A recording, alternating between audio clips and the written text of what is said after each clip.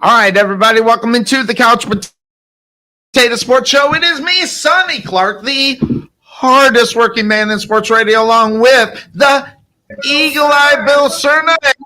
It is Mr. Butch Wesson. Big Red, how you doing? Good to see you, my friend, as we are here getting set. It's about ready for kickoff. The South Garland Titans have won the toss, and they're going to go ahead and receive the kick.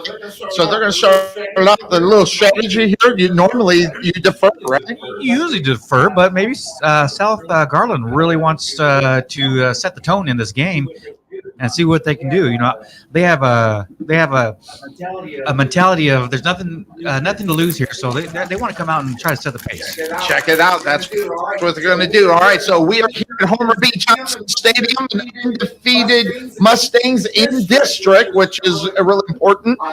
Getting set for playoffs, kind of looking pretty good for playoffs. That's kind of nice to have right about now. That time of the season, you're feeling pretty good about your team. Yeah, I think they're pretty set. If they win this game, they'll have clinch a playoff spot. Next week will be the big game against Wiley. That's going to really determine if they're the number one seed. Yeah, we're going to be out there, Wiley, right down the street from where I live. Red, you've been kind of walking around and talking to everybody. Anybody interesting that you've run into yet today? But y'all do know it is the homecoming. It is home. We are at the. Okay, so we're going to do the national anthem, guys. So we'll do that really quick here on the Couch of Potato Sports Show. We'll be right back.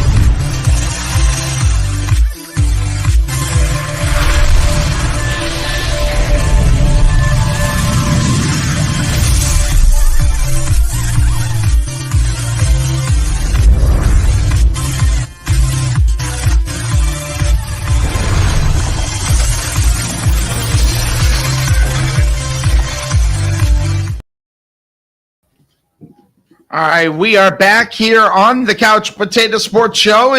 As we get set, it seems to be having a little bit of technical difficulties on the video. We're going to try to work on that as we get all set and ready to go. So, as we said, the Titans are going to go ahead and receive it. The Titans having a tough season. This is kind of almost like a broken record, unfortunately, for this football team. And this goes back to the fact of the amount of players that they have on their team also is kind of like the name and force in North Garland with a little bit less players. Yeah, and on their roster, you probably have maybe two deep, where unlike another larger roster, you're going to get about three and a half deep.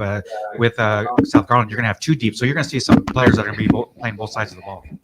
All right, so they're getting ready to kick it off. We'll try to find these numbers here that are back to receive. It looks like I got number 9 that looks like Franco on the near side, and then the far side, Bill's going to fill me in on that here in just a moment, because it looks like 9 is the one that's – who is it? Number 10. Okay, so it's not number 10 because there's not a number 10 out on the football field for this football team. So – let's see here, unless I did. No, hold on. I did. No, I did miss it. He is a wide receiver, number 10. Tenerio is back. So Franco and Tenerio for the Titans as they get ready to start this one out. The undefeated Mustangs with that short kick, and it's going to be fielded at the 32-yard line. No call for a fair catch is Hogg, and Hogg is going to be wrapped up there about the 36-yard line. And on the stop on the other side for the Mustangs, number 30, that was Kyle. Along with about 6 or 7 more. Yeah, and all of his friends, yeah. So that being said, the short kick not called for a fair catch could have been a little bit dangerous for the Titans, but they're going to start actually on the 37-yard line on their own side of the field, as they're going to be going left to right on your internet radio dial. So now we're going to get set. We're going to see what they are going to do during this time. It's an important time for them to establish something, especially with their record, especially how they're playing. So it's going to be Holland back in the backfield. Go ahead to hand the ball off to the right-hand side. Pushing it down is Romero, and on the stop things on the other side is Brunswick. He's already starting out the night. He is getting two runners quick. Absolutely, and South Garland, that's their focus is on the run game. So I think Sachse is going to look to bottle that up and make them throw the ball down the field. So here comes second down after the gain of about 4. Ball's on the 41-yard line of the Titans. They try to hand it off, and Brunswick as well as somebody else. Let's see, he stood up. Number 22 on the stop as well, DeVault. So quick into the backfield. They were. They came untouched. They came on a blitz and really bottled up that run. And actually, it's Franco at the quarterback position for the Titans. As Titans are in their road whites with the blue letters. Hey, we can actually see it. It's amazing. And, of course, the Mustangs in there all blue with the white numbers. Well, and Franco you're also going to see him on the defensive side, as he is also a defensive back for this Titan defense. So watch out for that. So let's see where they go. Franco looking things over. They're going to look to the side. Looks like a timeout. So a timeout on the football field. And guys, we're going to try this. We're going to see if we can get the commercials then. Take a quick break. We'll be right back. Performance Muffler and Auto Care has provided complete auto repair services to the Wiley area since 2003. Whether it's alignments, brakes, air conditioning, muffler service, suspension, front-end auto services, or in my case, a Cadillac converter, Rich does it all. Stop by and see him at 603 Commerce Street, Suite 203 in Wiley, or give him a call at 972-461-0776. That's 972-461. We are back here on the Couch Potato Sports Show.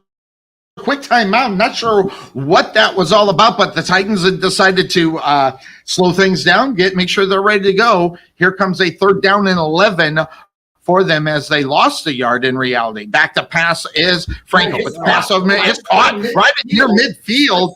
Nice catch there by Flores with the reception. And on the stop on the other side for your Sachse Mustangs, number 12, that was Dillard on the stop.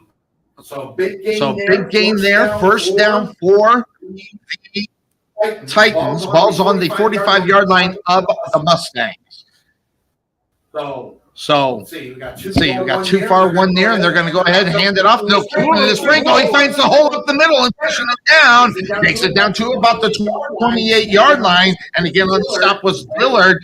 He stopped the touchdown. Well, and that was a great read by Franco as he noticed that the linebacker vacated the area and came up the middle of the field, or in the middle of the line. So opened up that middle of the field for Franco.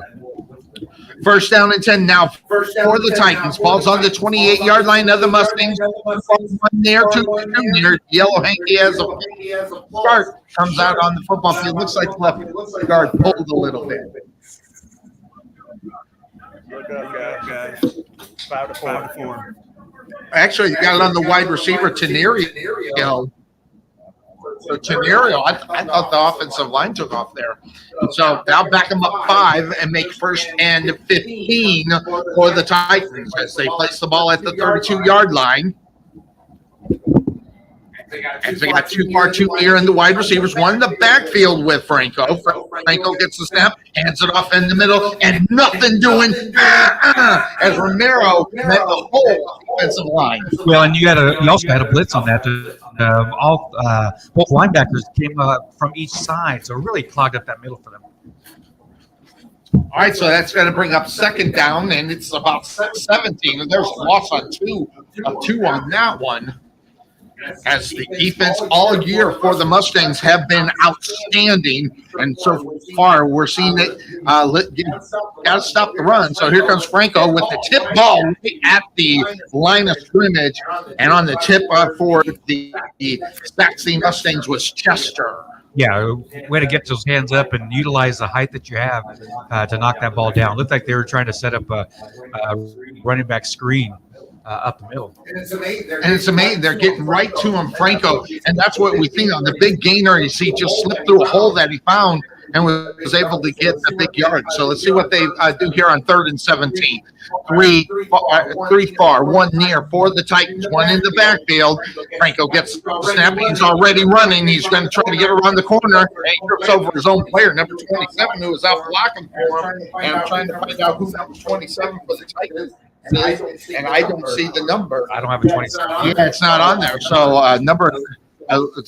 new dude number 1. As we look at it, it's 27, right? Yep, it was is. 27. And he was he started up in the backfield as a running back. So I'm not sure who he is or if he just has a different number for Could be, depending on if their jersey was ripped or something. They let everybody else know about it, but we don't know about it. 8:15 left to go here in the first quarter. No score. Fourth down. Here comes the kick on the Titans, and kind of just goes up in the air, but it might take a Titan bounce, and it does, and it's going to roll all the way down to around the 5-yard line of the Mustangs. So a nice kick, even though it kind of went up. Got a nice good bounce for the Titans. So interestingly enough, the first time we're going to see the Sachse Mustangs offense, they got 95 yards to go to get that touchdown. Yeah, no, that's okay for a first drive. South Garland took 4 minutes off the clock on that first drive, so they definitely utilize the clock to kind of shorten this game and see if they can, limit the amount of opportunities that Sachse gets. Let's see if the Mustangs can get on the board, because they got down quick last week as they were playing the Owls over at Williams Stadium. Back the pass. Ball caught. He breaks the tackle to the 20, now to the 30, now to the 40. He's off the races. No one's going to catch him because he's at the 20 and the 10. 5 touchdown. Sachse Mustangs 95 yards on the nice catch there. Well, that was just a simple bubble out to the left-hand side, and really he just worked his way around the corner, and there was just bad angles by South Garland on trying to cut him down. It was Haygood on the reception. I thought it was he's wearing some colored shoes too. Haygood is. So I thought it was Hanks, but it wasn't. So good way to start out there for George, getting that quick one, 95 yards, not working too hard. Here comes the kick, goes up, and it goes downtown for the Sachse Mustangs. So the Mustangs are up on the board. It is 7-0. We're going to take a quick break out here on the Couch Potato Sports Show. Be right back. The prospect of retirement can be exciting and scary at the same time. At Nest Egg Wealth Advisors, we have found many people either approaching or currently in retirement failed to truly maximize some of the benefits offered to them, primarily Social Security. What is it? How does it work? It's simply not a benefit. I'm not getting this to work. All right, we are back here. We'll make the change here on the board here. Give us a moment for that. As far as concerned, so it's 7-0 to start this one out. For the Mustangs. And boy, it's this more infectious because it was a good game, a good competitive game. I do want to say, of course, the Mustangs win, but wow, 95 yards, 2-play drive, 2 play, one play. That's right, one play, and he was never touched. And so get the scoreboard. There we go. All right. So we're getting set for the kickoff. As 7-0, 95 yards to start the game out. So, and hey, the Titans having a pretty decent drive of their own. Like you said, took 4 minutes off the clock. That didn't take very long there for the Mustangs. There is the kick, and it's going to be handled. Here we come to the near side, to the 10, to the 50, finds a big hole to the 20, and he's going to ball's on the ground, and it's recovered by the Mustang. He fumbled the ball at the 26-yard line, but they're not acting like this is a fumble recovery, or is it? It's a fumble recovery. Recovery was by Bryson Williams, 5'9" junior. Yep, so they are calling it a fumble.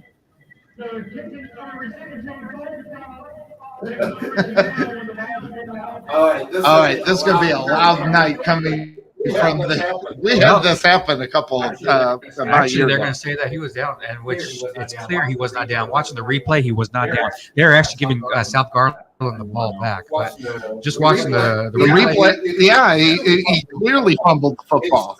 They're saying his knee was down, is what they're saying. Wow. That's a break for South Garland. That is a big break.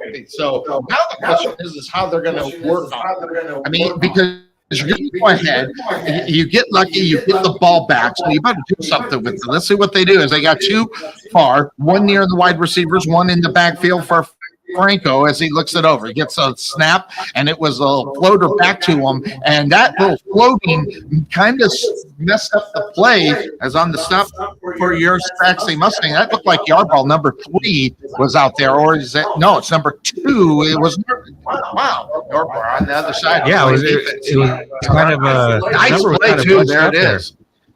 Right, so it brings up second down, and it looks like they lost one. Yeah, so it's going to be about second down and 11 as they place the ball at the 33-yard line of the Titans. 7-0 in favor of the Mustangs. 7:02 left to go here in this first quarter. Too far, one near for them. In the eye is the running back. Now he's going to slide over to the left and get back there. He's off to the left-hand side to Franco. Franco's going to get it. Gets the option on the far side, trying to get around the corner and not quite making it as it was Romero with the big run there. And then King as well as number 2, Norbar. I'm going to put him down here because he's playing defense now. Norbar. Yeah, and they do have him listed as a linebacker and a running back. So I think this is the first time we've actually seen him on the defensive side this year. Brings up third down now for the Titans as the ball is placed at the 32-yard line, 33-yard line for a long third down and 10, well, about 12. 11 or 12, long 11. 3 near, 1 far in the wide receivers. Franco's back to pass, looking to this near side because he's being chased. And he just throws it up for grabs. It's almost intercepted in and out of the hands of the Mustangs linebacker. Try to get that young man up. There it is. So number 22 on the backside there, DeVault can bring it in. Well, and DeVault's kicking himself as Franco just turned around and just heaved the ball across the field, across his body. Really a throw that should have been intercepted. So now it's time for a punt from the Titans. So let's see what happens here. Here's the kick, and it goes up, and he got a good one on that one. Backed up and fair catched at the 36-yard line. As Rothrock, he said, I think he wishes he had that one back. I think it was a little bit quick to call that fair catch. Well, and it was actually a pretty good kick from South Garland, as that got a good 40 yards on that one. So that said, that's going to bring up now a first down then for the Sachse Mustangs. Nice so far in district record for obviously our Mustangs. So, all right, so let's see what they dial up here on first down from their 36. Back to passes George. He's going to take off and use his legs. He's going to get around to the 40 as he goes and pushes it. He's going to be right out of bounds, right at the first down marker. And on the stop, that was Burke. Let's see. So they're going to make it a little bit short. It's going to be second down and 1. Game 9. On that run, good using his legs, and then watch the curl on the outside, and then he gets an extra 5 yards with that curl. Yeah, great run from a quarterback that can definitely move around down the field. Scored every time is the quarterback on this football team. Here's a pass to Rothrock. He's got room. He's down to the 30, now to the 20, to the 10, 5, touchdown! Sachse Mustang right Rothrock, who got the ball on a little swing, and he just used his speed there because it was closing in really quick, and his speed got him just past it. Well, and a great blocking by Ybarra down around the 15-yard line to contain that defender to get Rothrock to be able to get to the sideline there and get into the end zone. Very nice play. So up on the board again for Sachse. It's 13-0, looking to make it 14-0 here. And here comes the kick, and it goes up, and it goes downtown for the Sachse Mustangs. So that being said, 14-0 in favor of the Sachse Mustangs. Quick breakout on the football field. We're going to try this one more time. If I can't get it to work very well, I'm going to hand the duties over to my guy, Big Red. We'll try it. We'll be right back.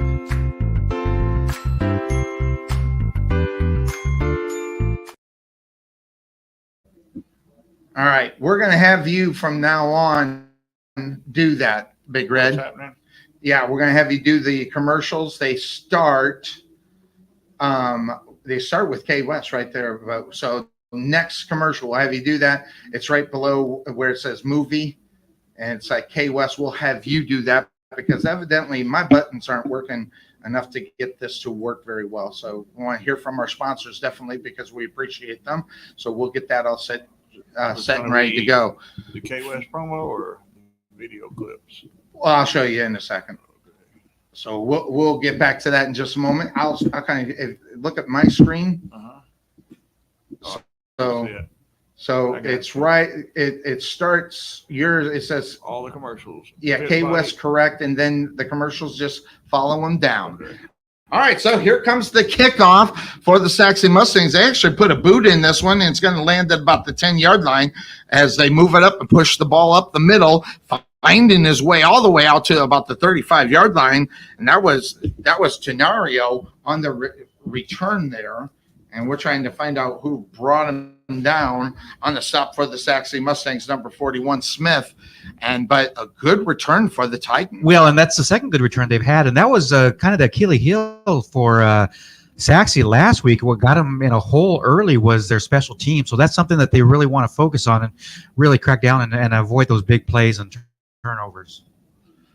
All right, so let's see what the Titans are able to do. They're going left to right on your internet radio dial as they get set up here. First down and 10, balls on the 36-yard line on their side. They go hand to hand off, pushing it up using quick speed. Through the middle there was Romero. He got about 6 or 7 before he was brought down by your Sachse Mustangs, Hamilton.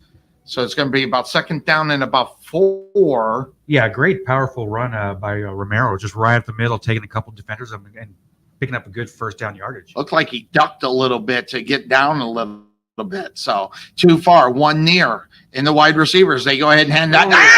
Hamilton says, no, sir. Thank you. You know what? They just tried to do the exact same thing, take it right up the middle, and this time they tried to go through the other gap on the other side, and Hamilton was right there to take care of that. Man, he was not only that, he is one fast guy. I swear that dude can move.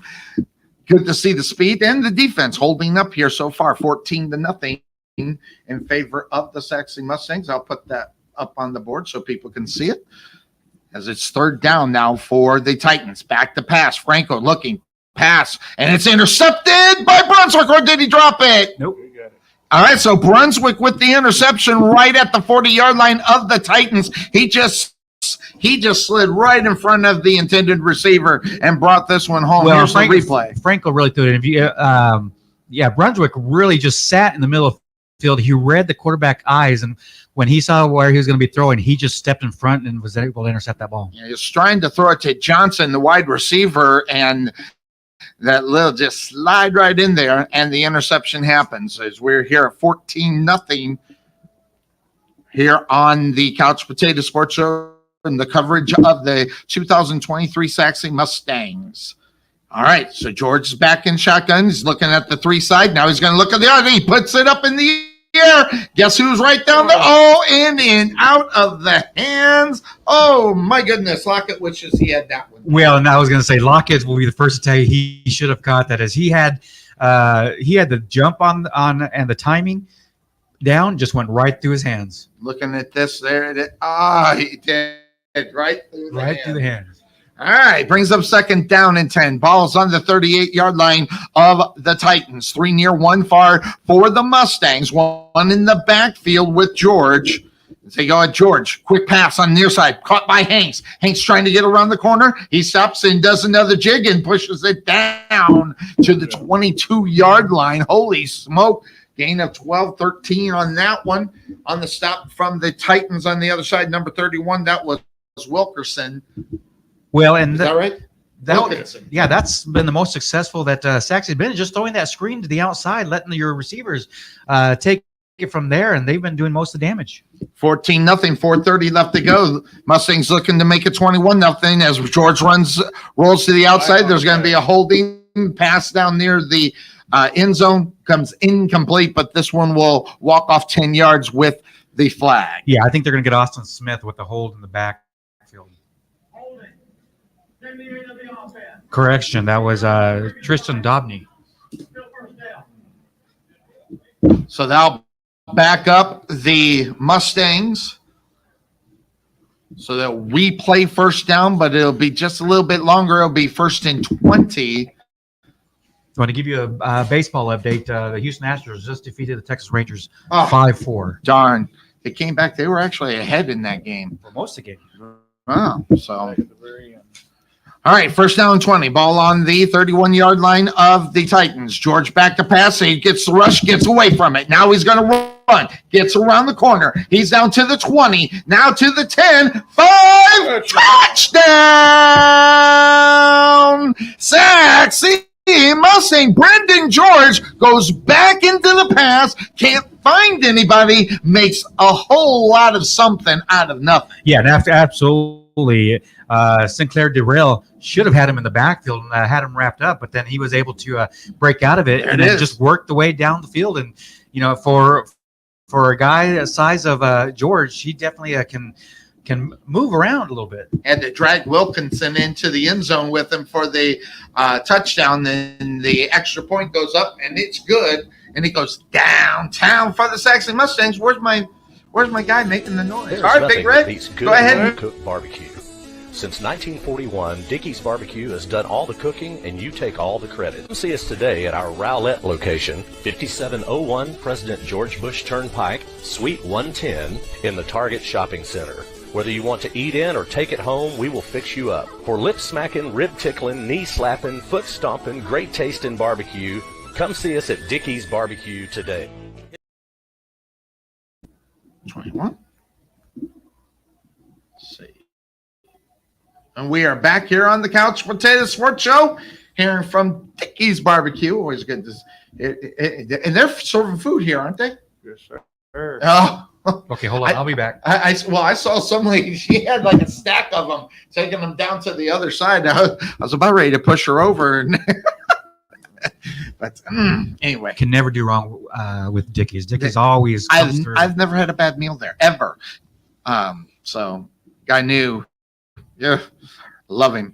It's going to have that car show that's going to be happening where the kick goes out of bounds for the Sachse Mustang. Looks like he's going to put it around the 20-yard line where it went out, maybe 19. Yep, 19-yard line. So that's going to push him up to the 25. Yeah, I was going to say. Well, they're going to push it to the 25, then the 5 and yards, the so it'll 5 go yards to with 30. 30, I yeah. think how they do it.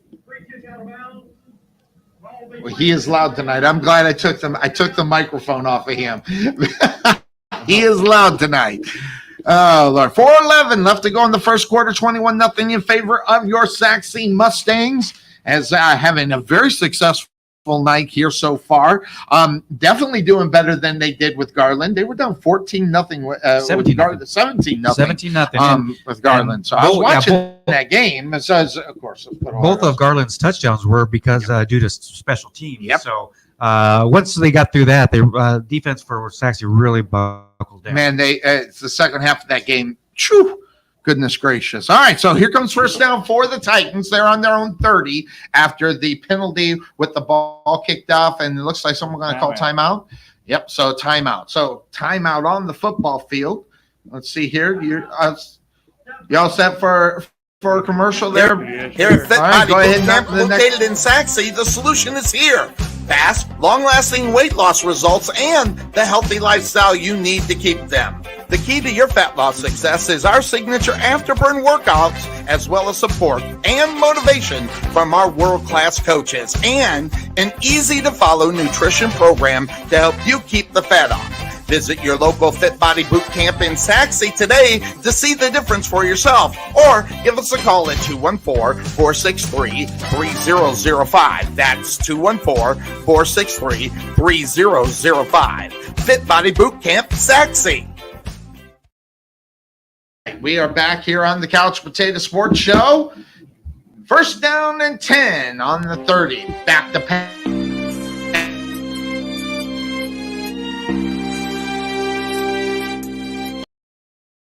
And Franco threw that off his back foot.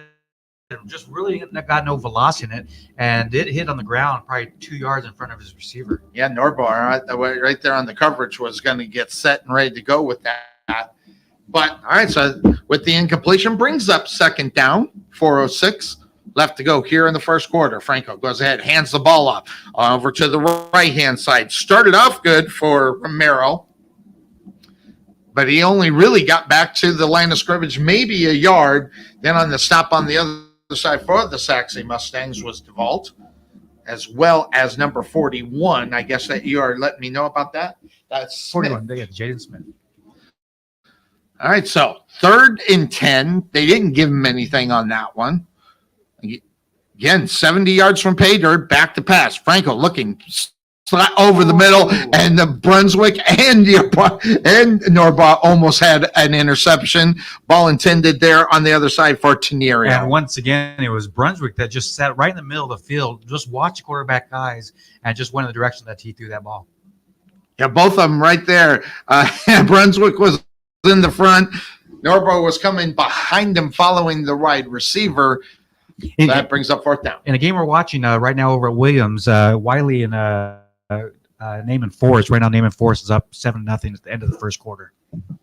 All right, so they bring on the kicking unit here as they weren't able to do anything with that drive, but he's going to take off and try to get the first down. Then he kicks it while it was on the run. That was slick, and it was close to the line, but his back foot was behind the line of scrimmage. I did catch that. Yeah, that was interesting. Flag on the play. Oh, yeah, we're going to get a roughing, or not roughing, but excuse me, catch interference as somebody ran into the receiver as he called fair catch. But you're right, he was going to run that, but once he started getting to the line of scrimmage, realized he's not going to make it. So wise move for him to kick it. I think the defender coming up on him didn't think he was going to kick it, or he could have blocked that. he got 35 yards on the kick, but with the penalty, that's a 15-yarder. It's kind of like and they're going to take it down to the 49-yard line of the Titans.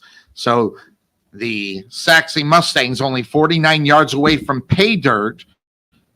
As we get set, 3:21. We're still in the first quarter, folks. This is a lot of passing, a lot of running, a lot of scoring.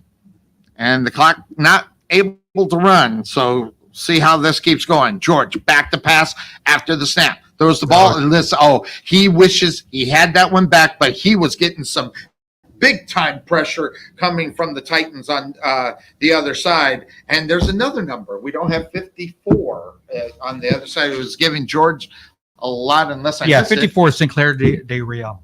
Okay. Okay. Del Real. Oh, there we go. Got it. Yep, I was just in the wrong line. So there it is. All right, so it brings up now 2nd down for the Mustangs. As George with the quick pass, it's caught by Hanks on the far side. He breaks it, gets enough for the first down. He was only going to get 9. He ended up with 13 and the first down. And the stop on the other side, number 13, that was Green, as well as number 15, Choice. So they're going to go ahead and move it. Hey, those are new yard Down markers. Yes, they got new down markers for us. I just know. They're electronic, so now us old guys up here. Yeah, well, we can see it.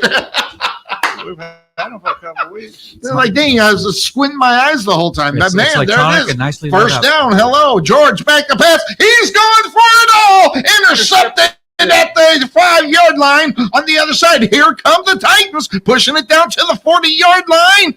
And he's going to finally be brought down to about the 44-yard line, trying to get the number. Did you get the number there, Bill? They're just celebrating around 31. So number 31, and on the that's Wilkinson with the interception. Really, and Wilkinson big was just run back. He was just sitting back in the safety position in the middle of the field, just waiting to see what direction the ball went. And George got a little bit too much air on it, where Wilkinson was able to run down the coverage. Really, kind of the last one he threw for, not the last one, but the one before where he threw over there to the far side. It kind of hung in the air there too. The one that he threw to Lockett in the end zone that Lockett should have had, or that too. Yeah. So, all right, handoff for the Titans and get nowhere, and everybody Chester's there, as well as number 7 for your Sachse Mustangs, Brunswick. We're going to call his name probably for the rest of the year. I'm telling you right now, if you're looking for a defensive MVP here earlier, you got to look at Brunswick. He has been all over the football field, knocking balls down, getting guys in the backfield. This guy is all over the place. And if you don't know who he is, I think he's going to be at a good college here real soon. So here comes 2nd down and 10, ball on the 44-yard line, high snap, but brought down as they push it around. Oh, big Brunswick again, just knocking him around like a pinball. Romero gets up, and he's just kind of like wondering where he is. Well, in Brunswick, at 6'1", 225, only a junior. So we have a whole nother year of Brunswick. So I thought he was a senior. No, he's only a junior. So we're going to see a lot more of him next year. And I'm sure a lot of colleges right now are starting to look at him. Definitely. All right, so 3rd down and 9. They gave him 1 on that. It was crazy. As Franco gets the snap, he's going to run up the middle. He was looking to get the first down. He does with his legs, but wow, good Chester with the tackle right near the ankles. That could have been a roll up there, but Franco able to pop up, no problem. Yeah, that was a great read by Franco. See that open area up the middle of the field. And just take off with it and pick up some yards. Brunswick would have got about 5 yards if the ref wasn't in the way. Brunswick was about ready to go down. Leveling, and unfortunately not. All right, 1st down, ball on the 40. Let's see, what is this? The 43-yard line of the Mustangs. So here's another good drive. There's this pitch on the side, pushing around. There's Romero. Romero's going to get about 9 yards before he's brought down on the other side. I was going to say his helmet came off too as well. Number 20, Chamberlain. On the side. Yeah, Chamberlain had. They did was they pitched that to the outside and was able to find an open hole there. Using the scribbling, using his legs. Good job. Thank you there, Big Butch. I appreciate it. Big Red on handling, because evidently mine's not working very well. Oh, I guess we're going to go to the fine. So, try again. Slow.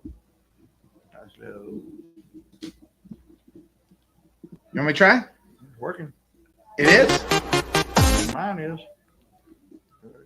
You're seeing the commercial? Yeah. Awesome. Rich's Performance Muffler and Auto Care has provided complete auto repair services to the Wiley area since 2003. Whether it's alignments, brakes, air conditioning, muffler service, suspension, front-end auto services, or in my case, a Cadillac converter, Rich does it all. Stop by and see him at 603 Commerce Street, Suite 203 in Wiley, or give him a call at 972-461-0776. That's 972-461-0776. You'll be happy you called Rich instead of anybody else. Williams. How about it? Naaman Forest and Wiley. Okay. 7-7 right now. 7-7 over there at Williams Stadium. Thanks for the update there, Bill. We'll get some stats here fairly quickly. A lot of yards. And right now, Wiley is the only thing standing between us and winning the district. So definitely want to keep an eye on them. Franco with the pass up, and ball intercepted at the 20-yard line off the tip as Franco was looking for one of his wide receivers on a slant, and it bounced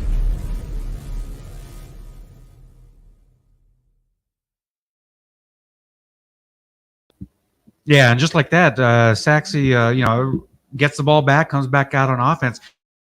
Really, the defense has been out on that field for Sachse most of the first quarter, as Sachse has had a 1-play drive and a 2-play drive in that first quarter. Ball was intended for Torino, and he was unable to bring it in. Tenerio, sorry. All right, there's a pass by the Sachse Mustangs. George pushing it down, picking up about 12 on first down.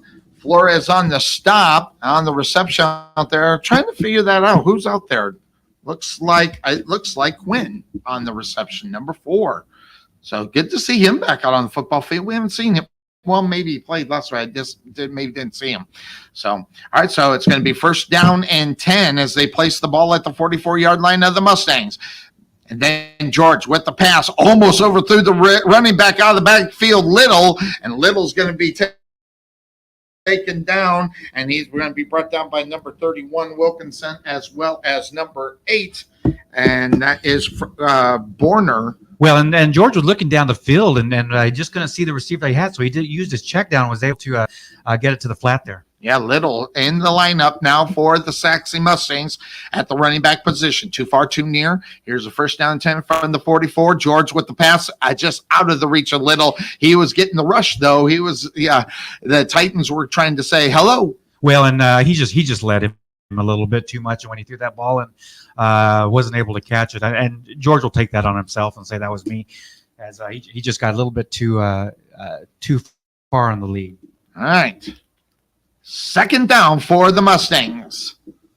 Too far, too near. One in the backfield. Little with George. George waiting on the snap. He's back to pass, looking to this near side, putting the ball up in the air real far. Oh, just out of the reach of Lockett. That had 6 written all over it. Yeah, wow. It was a great idea, just out of the reach of Lockett. Is he wearing shoes? Well, yeah, he's wearing shoes. He's got to wear shoes. They're clear on. They're clear. It's no wonder I think he's running it. They're clear. And one day he has color. Now he has clear. Interesting. All right, third down and 10. George back to pass. Look in the middle. Ball caught. Down to the 20-yard line. Nice rocket to Rothrock. And on the stop again, Wilkinson all over the place for the Titans. Yeah, he just ran a post right up the middle of the field, and George hit him right in stride and was able to get that first down. They bring it down to the 22-yard line of the Titans. First down and 10. As there's 10:50 left to go in the second quarter. George with the pass on the far side. It's caught, and Quinn again, and they're trying to just wrestle him out of bounds. Then there comes a yellow hanky, and I don't even know what that's all about. That varies. It could be hands as a face. That could actually be on us. Yep. Yeah, it is on the Mustangs.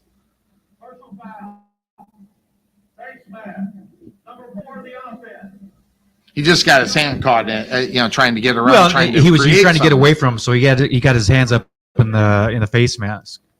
So that's from the spot of the foul too. So and that was right in front of the official. So it's very clear to see. I didn't see it though. Actually, I'm sitting there watching. I didn't see it either. It looked like his hands were down towards the ball, towards the numbers. Maybe he just did a good acting job. 3 near, 1 far for the Mustangs. George with the pass. It's caught. Pushing down to about the 20. Well, now down to the 18. Lockett. And everybody was out there. Number 13 on the stop there. Green, number 31 as well. Wilkinson was there. Man, everybody just getting involved with the tackle, but they are unable to stop the pass quick to Lockett. Well, and Lockett doesn't have clear shoes, just so you know. It's just his spat, which is a taping around your feet, is a dark color, which almost clear. It really blends in with the shoes. Oh, big time. So it looks like he has none on. The shoes are like dark gold. All right, George with the fade to the corner at the end zone, waiting for the call. Touchdown! Sachse Mustangs. Quinn was in the corner. There's the celebration. I'm sick of that flag. They got to stop it. Let these guys get excited a little bit, especially this play. Man, oh man. Ooh, that's going to be close. Obviously, 1 foot, right? Yeah, there's 1 foot, but that front foot was really close to that white line. Obviously, there's no video review in high school football, but what a tremendous play at any level. Yeah, and that he laid that in there perfect. That being George, he had it right there on the corner, right on the pylon. That's where it needed to be, where only his guy could get it, and that's what ended up happening. So 27-0 pending this extra point. It's a horrible call. I'm tired of it. Let these guys get excited. That was an exciting play. He should get. Well, he's just supposed to walk off and say, "Oh, okay, I got it." Come on, guys. Well, and it's just the nature of the society. Well, actually, the unsportsmanlike conduct was against South Garland. Right, No. that's what I said. So half this is a goal. No, they just moved it up Yeah. to the half-yard line. Right. Really? Yeah. So is it the unsportsmanlike was actually on South Garland? Wow, interesting. I could have swore you used the hand that way, but hey, kick goes up and it goes downtown for the Sachse Mustangs. So the Mustangs are going to go up 28-0 here, kind of early here in the second quarter, maybe a little bit in there. 28-0. We'll be back here on the Couch Potato Sports Show and your Sachse Mustangs radio network. Wrong one, Butch. Sachse Ice House is a non-smoking craft. You can find one. Oh, see, Sachse you're Ice having House is the. a non-smoking craft beer and beer pub located in the heart of Sachse. The Ice House was open to provide a friendly, clean, and female-friendly environment. Sachse was lacking a place for service industry, date nights, and girls' nights, as well as happy hours. Excellent service and top-notch food are our priority. On Tuesday, we offer 79-cent wings, as well as half-price burgers on Mondays. So check us out at the Ice House, located at 6501 Highway 78 in Sachse, or give us a call at 469-304-1550, or check us out on the web at SachseIcehouse.com. Go Mustangs! All right, we are back here on the Couch Potato Sports Show. We'll go ahead and put the point up there. We go 28-0 in favor of the Sachse Mustangs as they get ready here for kickoff. And we'll go ahead and get that one there and switch that up. All right. So 9:49 left to go in the second quarter. With the penalty, pushed it up to the 40-yard line from the kickoff. Or is that where they normally kick? No, that's where they normally I was kick it off. like, Yeah. I got to get out of this college, the NFL, where they kick it. Oh yeah. Yeah. Anyway, Alvarado kicked the ball out of bounds again. He's trying to hit that corner of the field, but that ball went out about around the 3-yard line. still not bad. I mean, really, because that's where that ball would have normally landed, even, right around there, maybe the 25 more than anything. So even the kick out of bounds, even with the 5 yards, is not too much. So, all right. Well, so especially the way the defense is playing right now, Mhm. really, it's you just keep that force going on the defensive side, and it really doesn't make a difference where they start at. all right, here we go. Titans with 2 near 1 far. They go ahead and hand the ball off and running backward. Something that you probably shouldn't do, especially against this team, as the Sachse Mustangs were right on Romero, and on the stop on the other side, number 21, that was Nelson using his speed. Yeah. Okay, so Bill is going to go into the coughing jag that I normally go into. Well, I was going to say South Garland, he really couldn't get around that corner as Sachse really just shuffled down that field and really blocked off that entry. All right, so here we go. Franco with the snap. He's going to roll to the far side looking to throw, but he's going to keep running it, and he's going to pick up about 7, maybe 8. That'll depend on where he went out of bounds. Look like they're going to put him at the 41-yard line, so that's going to bring up a second or third down and about 4. Yeah, good job run by Franco as he was patient with his blockers in front of him to get around that corner and pick up some good yards. Oh, there's the Mustang mascot. I haven't seen them all year. There he is. I haven't seen them all year. There we go. Maybe I'm just blind. Well, I am blind, but that's good. All right, 3rd down and 4. Ball on their own 36 are the Titans, and they can't find out where they need to go. As Romero was on one side, went to another. Franco keeps the ball, faked it out, and he's getting around the corner and finds the hole, and he's going to push all the way down to the 48-yard line, and Norbaugh had to come in there and get that one. And save great the touchdown. Yeah, great fake of the pitch from Look at that. He just weaved right through the alley right down there. Yeah. He fooled that Sachse defense with the pitch and was able to get some great yardage. 8:44 left to go, first down and 10. Ball's on the 49-yard line of the Mustangs. They hand it off, and Franco is going to be, or Romero is going to be whipped down at around about the 44-yard line. What was the number? I'm sorry. Thank you, sir, my friend. Number 43, and that was Eshiku. I hadn't practiced for 2 weeks. Eshiku. It reminds me of Oshikiro in 2.5, where he's writing a song about a Japanese warrior, Oshikiro. But so I'll do that. Oshikiro hands the ball off again. No, keeping it. And Franco gets around the corner. He's running down to the 20 before he's brought down from behind, down to the 15-yard line. Who is that? He won't turn around. Number 17? Yep, number 17 for the Sachse Mustangs. King saved the touchdown.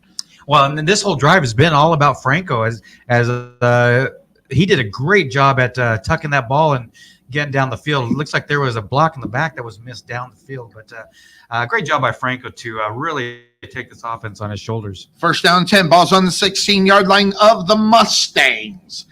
As the Titans look up, they got 3 near, 1 far for them in the wide receiver, and bouncing around is Romero, and he finally settles to the right-hand side. They pitch it off. They went up over his head, and they couldn't save it. Goes out of bounds. That was a hot ball, as they say.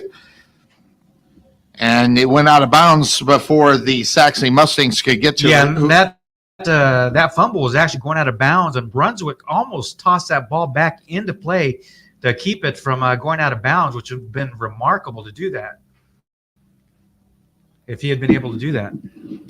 All right, so brings up second down and 13. Loss of 3 on that one. They'll back that up to the 19-yard line of the Mustangs. 2 near, 1 far, 1 in the backfield. That is Romero. Back to pass, though. Franco, ball's tipped right there. Stand up, young man. Yep. No, I'm sorry. I think you're right. 17. That's what. All right, so 47 with the tip. That was Bennett with the tip. I could have sworn. I thought you were right. Ball falls incomplete after the tip anyway. Yeah, brings up third. And there was definitely a lot of pressure as Romero was going to be, or I'm sorry, Franco was definitely getting a lot of pressure there. All right, so brings up third down.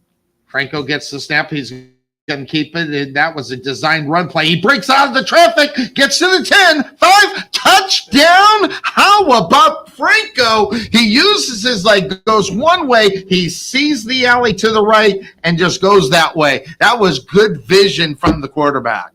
Yeah, absolutely. And a great job by Franco as he was being wrapped up by Watkins in the backfield and was able to break away and scoot to the right side of the field and score the touchdown.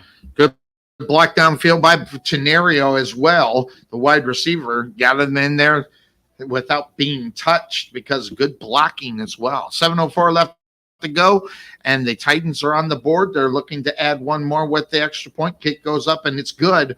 So the Titans on the board. They are looking to get in.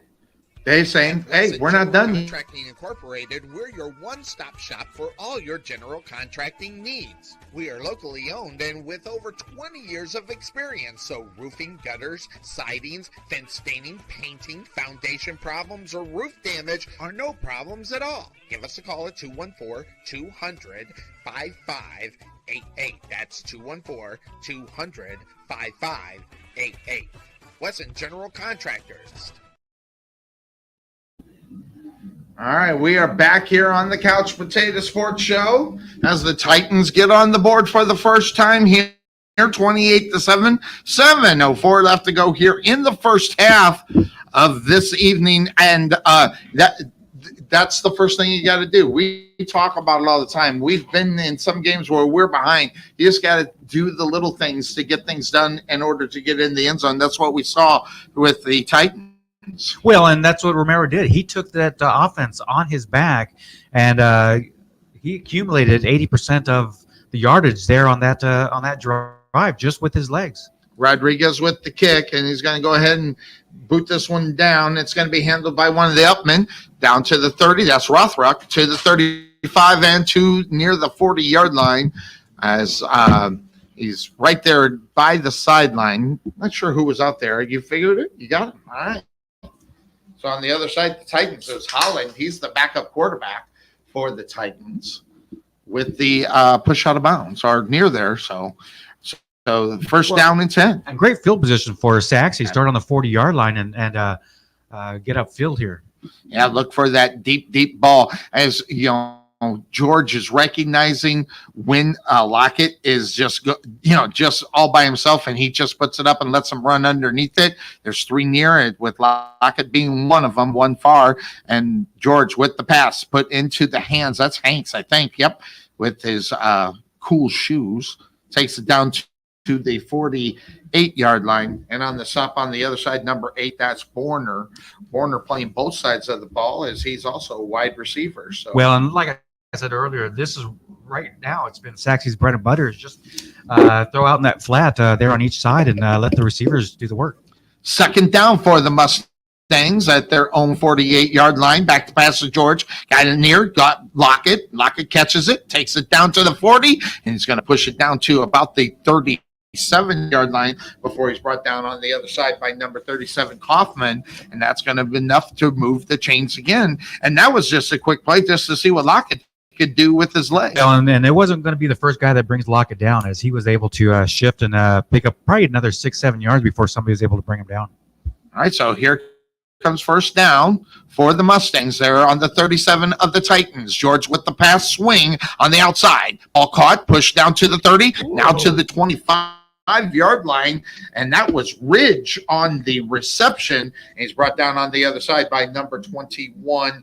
That was, okay, this was Ontiveros. Thank you. Ontiveros, yes. Yeah, Ruben Ontiveros on the stop there.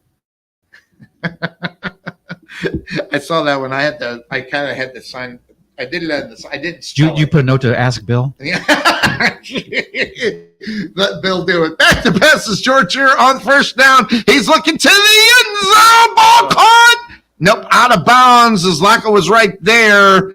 Just a little bit too much of it. And I was thinking that Lockett would be able to get a foot down, but just ran out of real estate there. I thought he was going for Hanks. Hanks and Lockett both in the same area.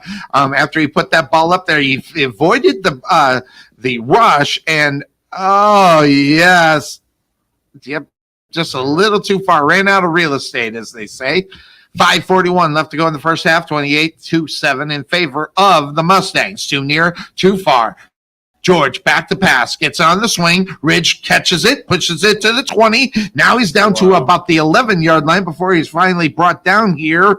Looks like, all right, thank you very much. Number 8 on the other side, Brennan Bomer, and then also on the tackle was once again Ruben Ontiveros. Yes, he was. There he was. Just saw the replay really quick. Clock is running. 5:15 left to go. Mustangs trying to get up and get into the end zone again. Obviously before halftime. Too far, too near in the wide receivers. Ridge in the backfield with George. George gets the snap. He's looking to the far side. Now comes the near side call by Lockett. Lockett breaks a tackle, pushes down to the 5. He's in. Touchdown! Sachse Mustang. Lockett had to break a couple of leg tackles there to get into the end zone. That was sweet and good to recognize what was going on was George to get the ball to Lockett. Yeah, and absolutely. And you had 3 linemen that were breaking down to block for Lockett. As you've got to give these big boys some love here. As Dobney, Pierce, and Lamb were down the field to block for Lockett and give him that opportunity.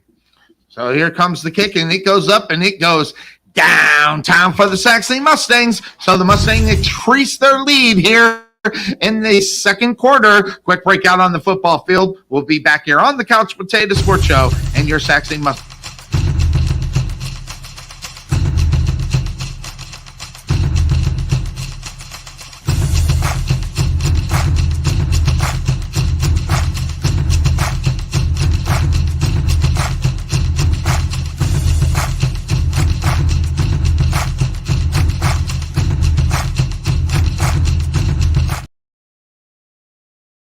So we are back here on the Couch Potatoes. What was that? It was working on mine and not on yours. Oh, okay. All right. It's locking Say up. next time, shut up, Sonny. But it's locking up both ways. It's working. Shut up. Not on mine. Like it's locked up on mine now. Excuse me. Oh, but there we go. I just blew it. Excuse me. We're at a school function here, and when I was in school, we don't say shut up. Oh, I'm sorry. We say please shut up. Please shut up. There you go. Oh, Lord. Hey, I'm getting the beard done tomorrow. Are you? Yep, Sam. I'm doing the whole thing, getting the mustache and I'm doing the whole thing. Gonna be all 11 o'clock. You'll see the transition if you follow me on Facebook. Not that why you would want to. I don't know. Ball cut on the air and push down number 27 on the return there. I'm trying to figure out who that is. It's because 360 looks like. Who's 20? I don't have a 27. I don't have he a was 20. also lined up in the backfield That's as well. right. Remember, that's Yeah. right. So, new dude number 2. Someone missing someone's jersey must have ripped up, and so they got the extra one out there. So that's going to bring up then a first down as he returned it to the 28-yard line. As the Titans are going to go right to left on your internet radio dial. Again, in their away whites, we can actually see their numbers, which is very nice. Yeah, I was going to say that earlier. The uniforms look great tonight on both sides. Yeah, definitely. All right, ball snap. And this time, Franco doesn't get anywhere as he's brought down by number 47, Bennett, on our side, making the stop with the loss of 2. Yeah, great penetration on him. As Franco once again is trying to use his feet, and I think Sachse now is getting a little bit more focus on Franco. Yeah, they figured if they're going to be able to score or get the yards, it's going to come from the quarterback position. But they are lined up here for second down. Loss of 1 on that one. They're at their own 27-yard line. They go ahead. Ball's on the ground. And I think the Mustangs got it, by the way. It looked like I thought they got it, but they're saying no. No, they're calling it third down. They're calling it third down. So, wow, that was close. Yeah, definitely definitely a miscue on the exchange between the quarterback and the running back. Here's the play, and there's where the ball hit the ground, and that's where I thought we got it, but he just didn't have long enough arms to get it. So, it looks like Romero was able to fall back down on that ball, but Romero thought that Franco was taking it, and Franco thought that Romero was taking it, and that's what caused the fumble. little selfishness would have worked there as Franco gets the snap. He's going to roll to the far side, look for the quick pass. He gets it. Ball caught right at the first down marker. That'll depend on where. Oh, they're not going to put it where. Or I thought he hit. They're saying he's about a yard short.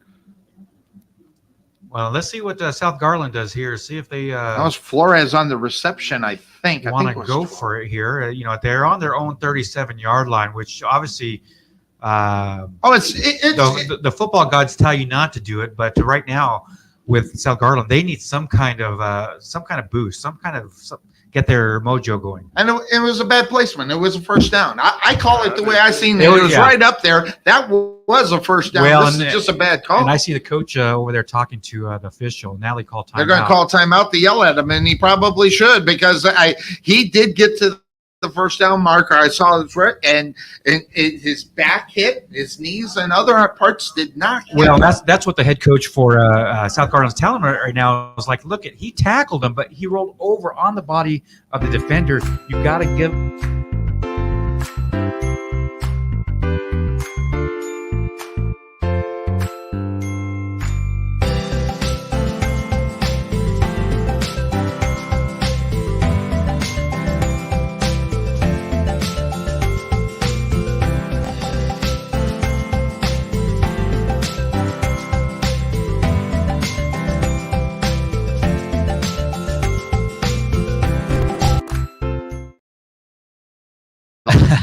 But I mean, here's the deal: they do during the state championship games. They have the review. Oh, I did not know that. During the championship games, but the reviews are only come from up above.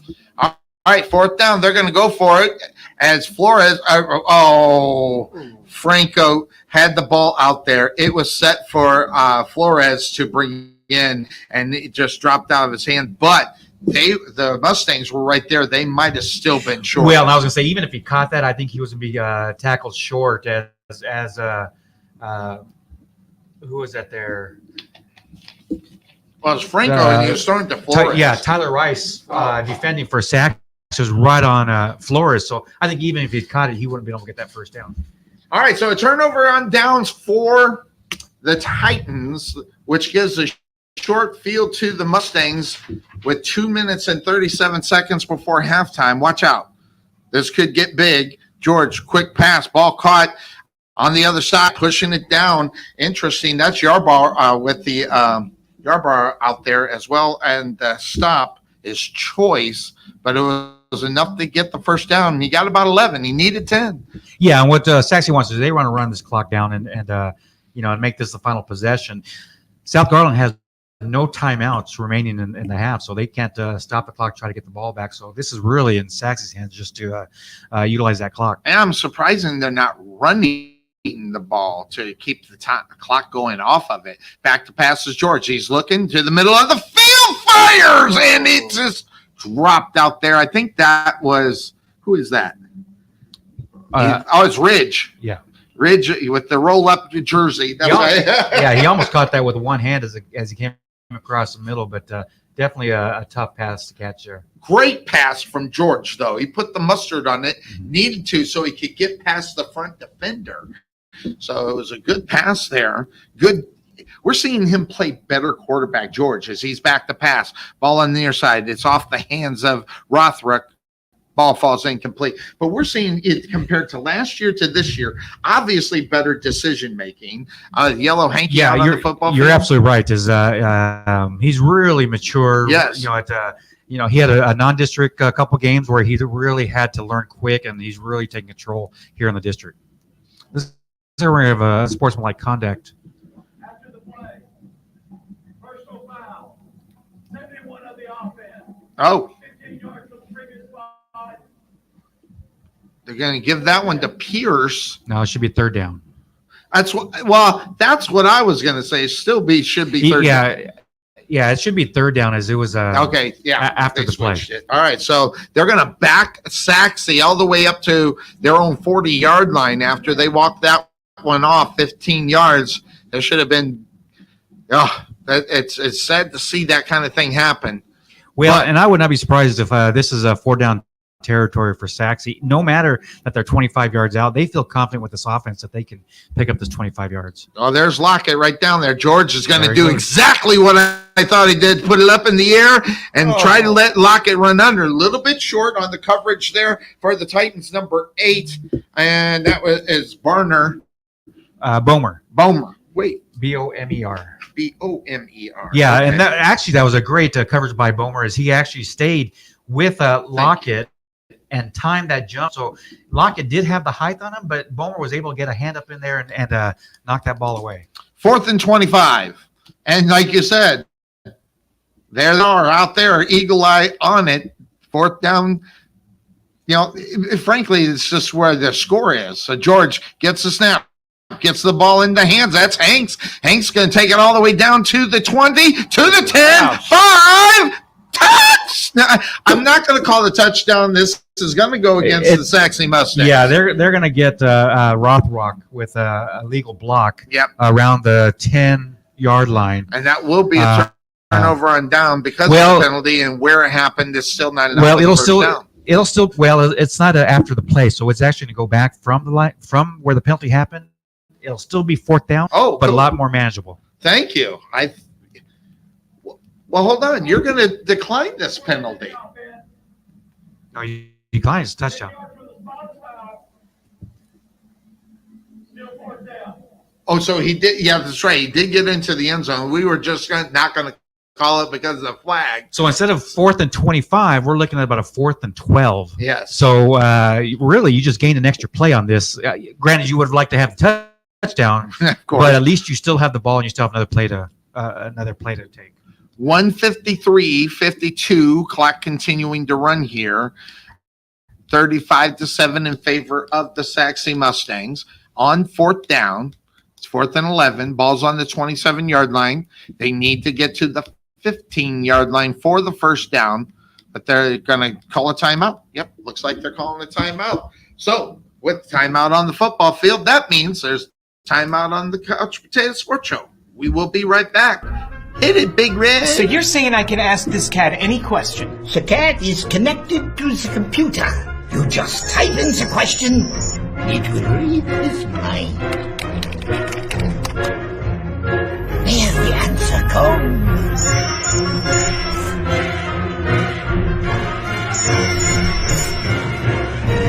You're the man! I've been looking for this for weeks.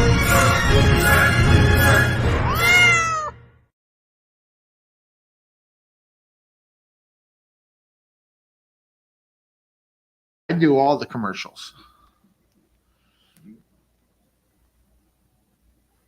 All right, we are back here on the Couch Potato Sports Show. Minute 52 left to go in the first half.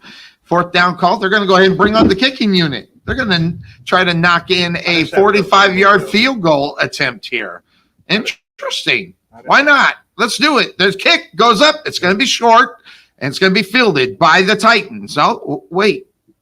Oh, it looks like he stepped his back foot stepped out of bounds at the back of the end zone. So it's just going to go as a touchback, and they'll get the ball on the 20-yard line. Yep. Oh, that would have been interesting to see the play, though. Well, and South Garland wasn't blocking on that. So really, that's actually a positive for South Garland because I think he was going to be tackled within the 10-yard line because the only guys down were defenders for Sachse.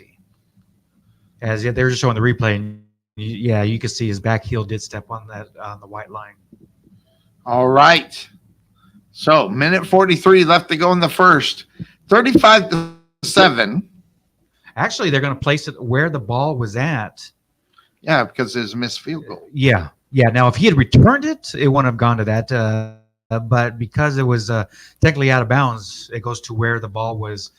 The line of scrimmage was when Sachse had the ball. Why don't they put it? Well, the NFL puts it where they kicked it. So there's the difference in the rules anyway. So, all right. So first down and 10 for the Titans. They hand it off, and man, just nothing doing, especially up the middle. There's a yellow hanky going flying in a little bit later. Not sure what that's going to come from, but where it came from looks like it's going to go against the Sachse Mustangs. And on the stop on the other side was Brown. That's what I thought. 15 yards from the spot of the foul. Automatic first down. And this is what Sachse doesn't want to see here, right towards the end of the first half, is giving them free yardage. And I just looked at the replay, and it looks like he grabbed his shoulder pad, not the face mask. That's and that's what he called. That's two of them. That's been two of them. Yeah. It's like just missed it. Yeah. It was clear as day here that he grabbed the top of the shoulder pad and not the face mask. And the direction that the runner went, he went with that pool, and it looked like it was a face mask.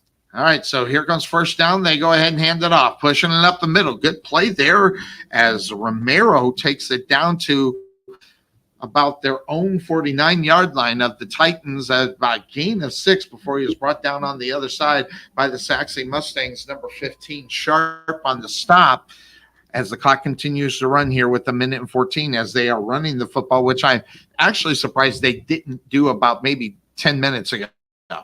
So here we go. Clock continuing to run, getting out near that 1 minute mark. They go ahead and hand it off again, get it to Romero, and he does get he's about a half yard short of the first down based upon where the referees and I'm looking at where he's laying down, and he's past that marker once again.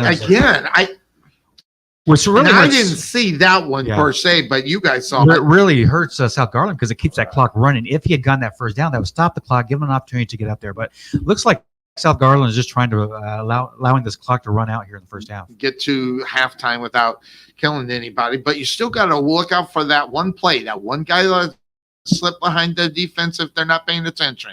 As they go ahead, and Franco is just going to get demolished, and that should be enough to take them into the halftime. So that being said, we are going to go into the halftime now. Big Red, go down where it says Titans 1 and push that button. We're going to go into halftime, everybody. With it being 35-7, we'll be back after halftime. All the way down to the bottom. One times two times three. Yeah, just one. Just do one right now. Yes, Bill, he does do the videos. I just have to approve them.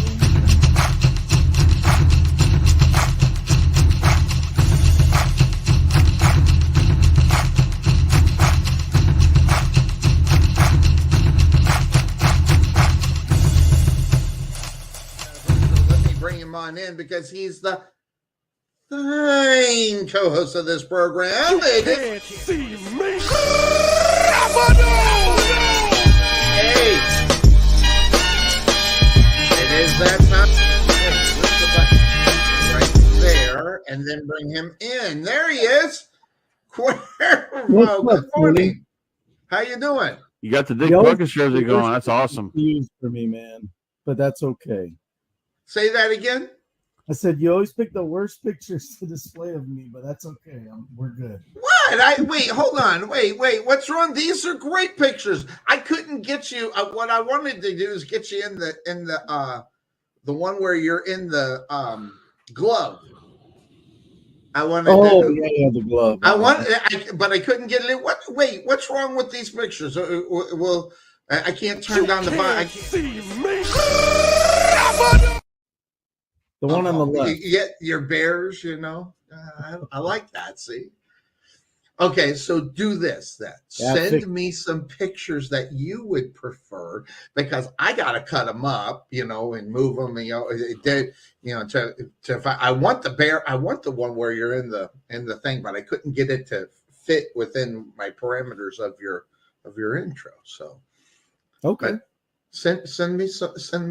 Give me something to work with, I guess you could say. Good morning. How are you, my friend? It's week number 5 of the NFL, and we are talking Baltimore Ravens taking on the Tennessee Titans. Forgot this was a morning game. I just happened to flip on the TV and boom, there it was. So that being said, of course, that's the name of this show.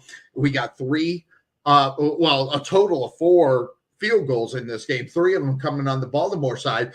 And you go back from last week and see what Baltimore did. They lost last week, which hurt my feelings because I almost went on the other side. But not that I'm a believer in Lamar Jackson. I just said to myself, 70% of the games, this guy should be able to win this one. That's his number. 70% are winning. And listen, that's impressive, even for a running quarterback. Yeah, I said it.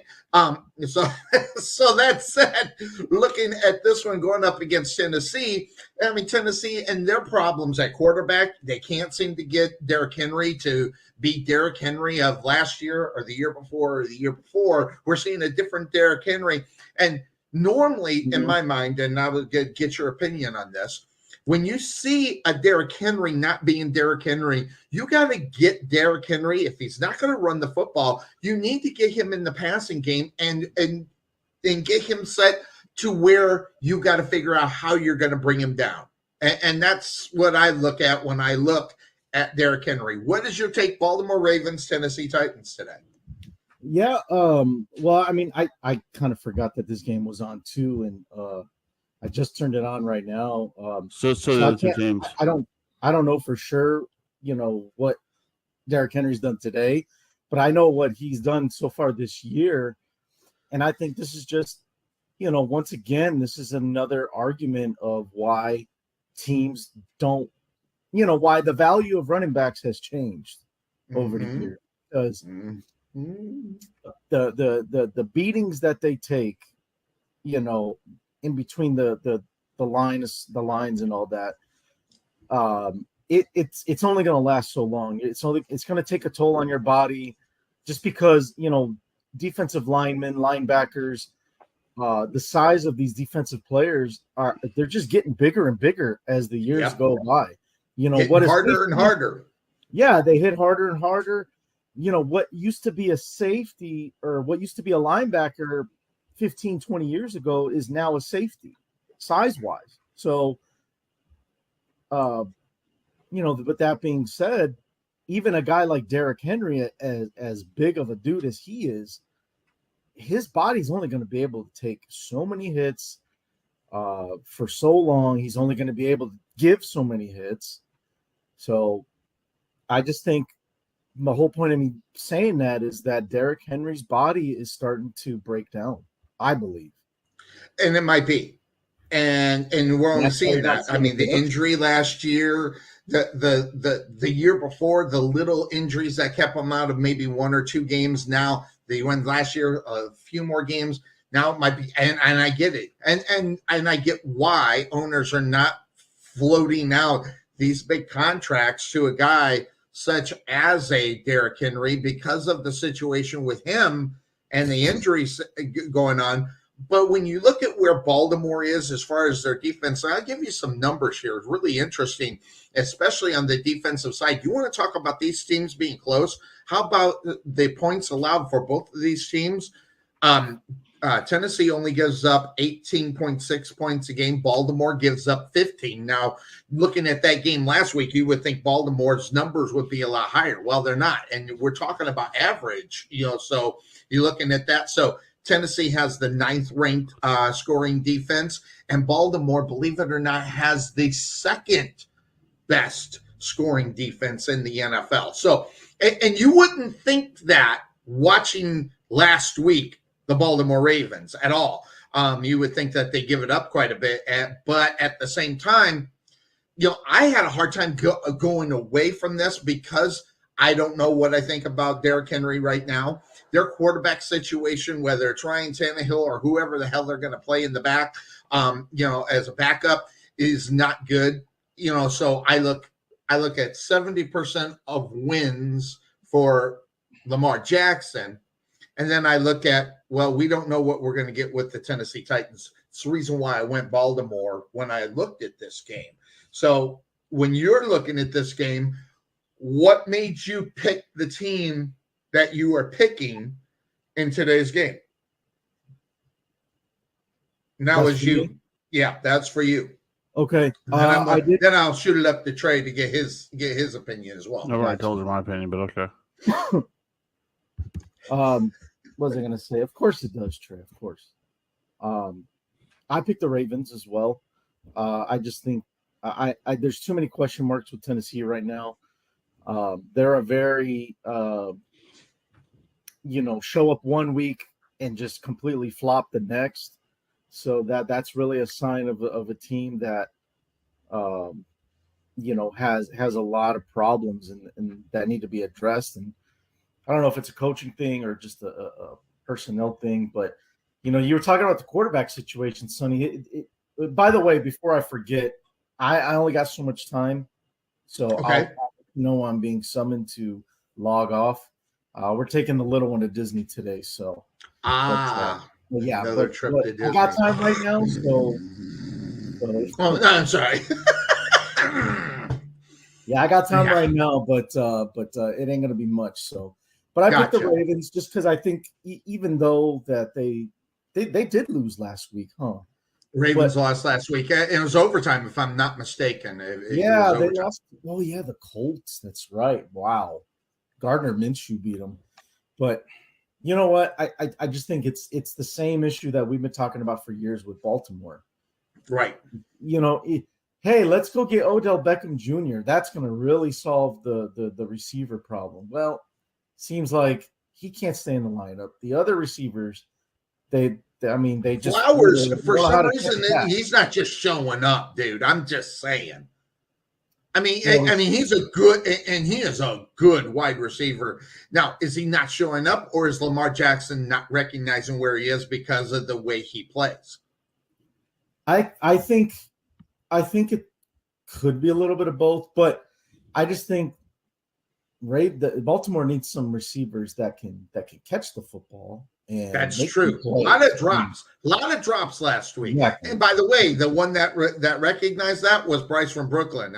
He was in there, and I was watching his feed, and he said, "Hey, you can't just drop these balls all day long. I mean, for God's sake." Sonny, we've talked about this for years. When your best receiver is your tight end, that's not always a good thing. It's not always. So, no. Even at Kansas City, you can see even they struggle offensively. Okay, to put up 19 points against the Wife's Broncos. Listen.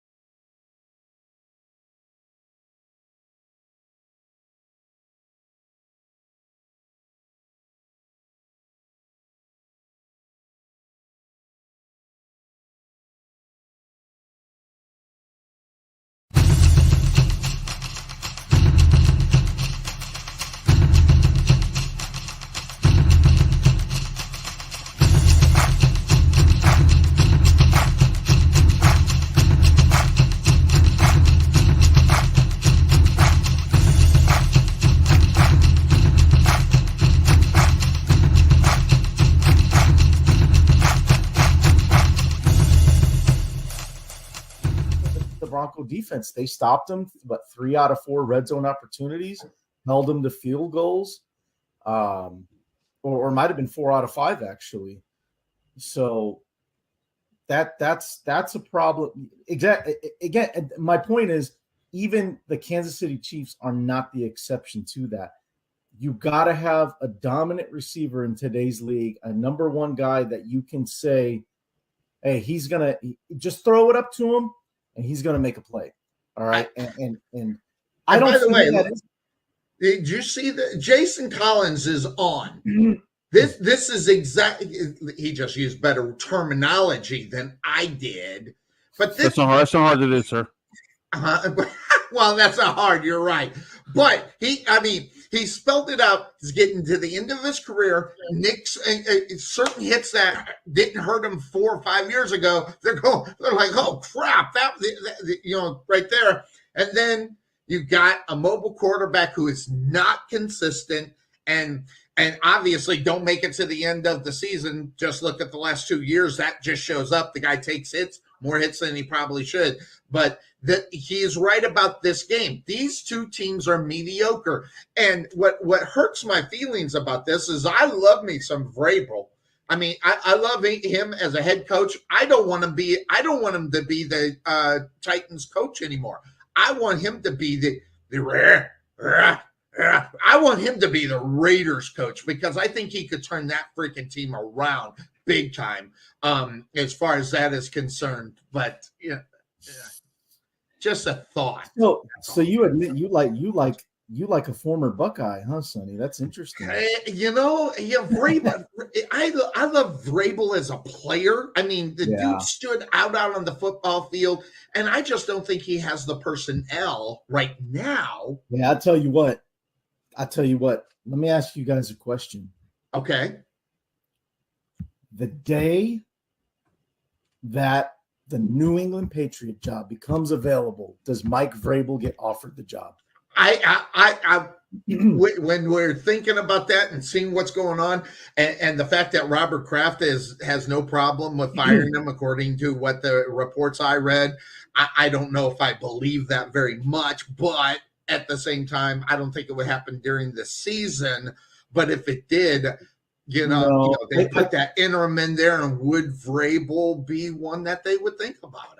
I'm right there with you. Listen, man. Patriot fraternity, man. Like he did so much for that organization as a player.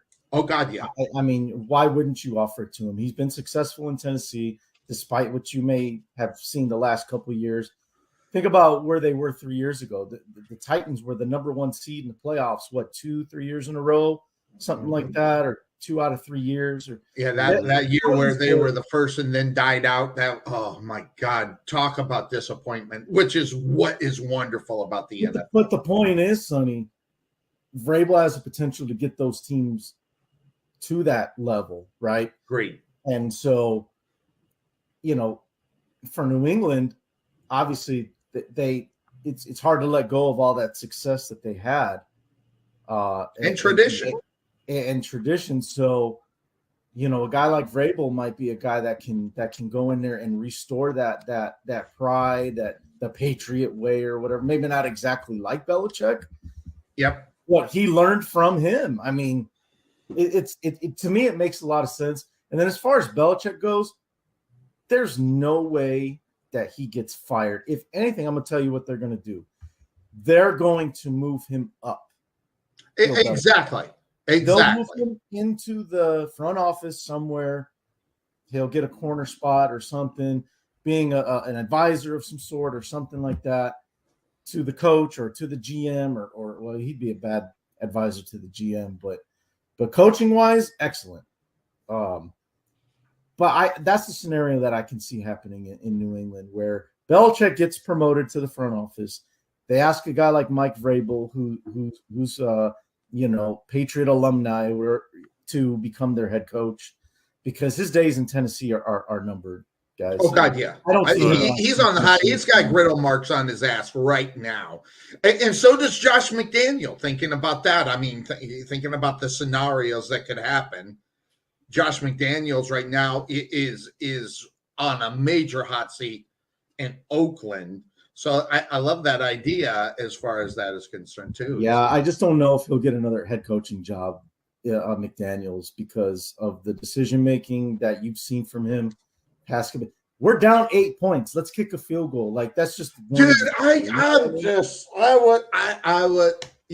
was thinking that through the whole. Matter of fact, my family, DC, and my brother, we get on. We're on video through the whole freaking red zone. And Sunday Night Football, we're yelling at each other about that. So interestingly enough, Trey, the floor is yours. What's your thought? Yeah, Trey, the Pod Father. The Pod Father's. He was at Fluffy. He was at Fluffy Nut last night, so he's doing. Yeah, it was. I didn't remember. He wants us to go on rant so he can get a nap. Yeah, be nice. I gotta do all this crap again today too. So yeah. Who knows what the subject will be? Look, here's the thing. I'll just repeat what I said about the Ravens. I'll say we are talking about the Ravens, right? Right. Still on Ravens. Still on Ravens. Look. I still think Lamar. We have a touchdown. 15-3 right now. Yeah, Zay Flowers. So if you got him on your fantasy team, you just got paid with points. Paid. Oh. Yeah, I just like the Ravens in this one. I still think the Ravens are the team in their division right now. Mm-hmm. I mean, they're gonna take a loss here and there, but I think they're still the team in the North. And and I don't think Tennessee's gonna have anything to stop them tonight.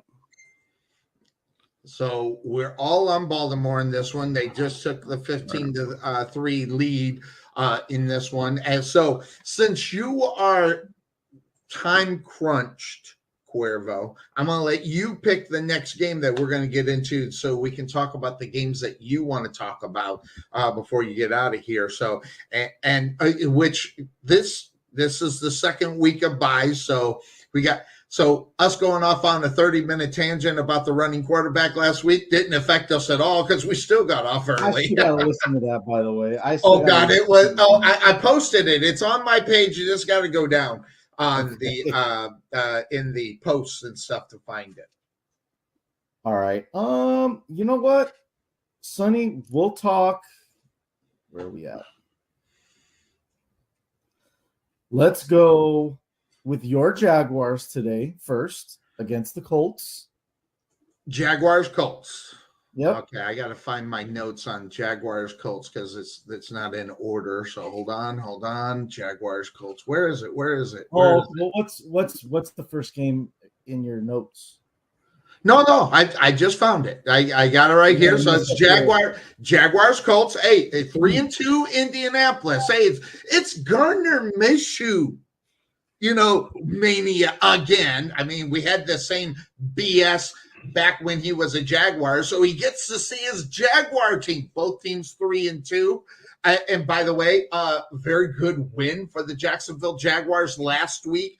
As far as where they are, 3-2, I want to see them do better in big games. They went over to London and got the victory against an Atlanta Falcons team that I think people are sleeping on this year. So I think Atlanta is one of these teams that will, surprise you in certain points of the game. Absolutely. And so that said, by the way, you get that here. Yeah, should be a good one here. But as far as the Jaguars are concerned, you want to talk inconsistent? That's what the Jaguars are. Okay. But what they're doing, they have 5 games against 5 really good football teams.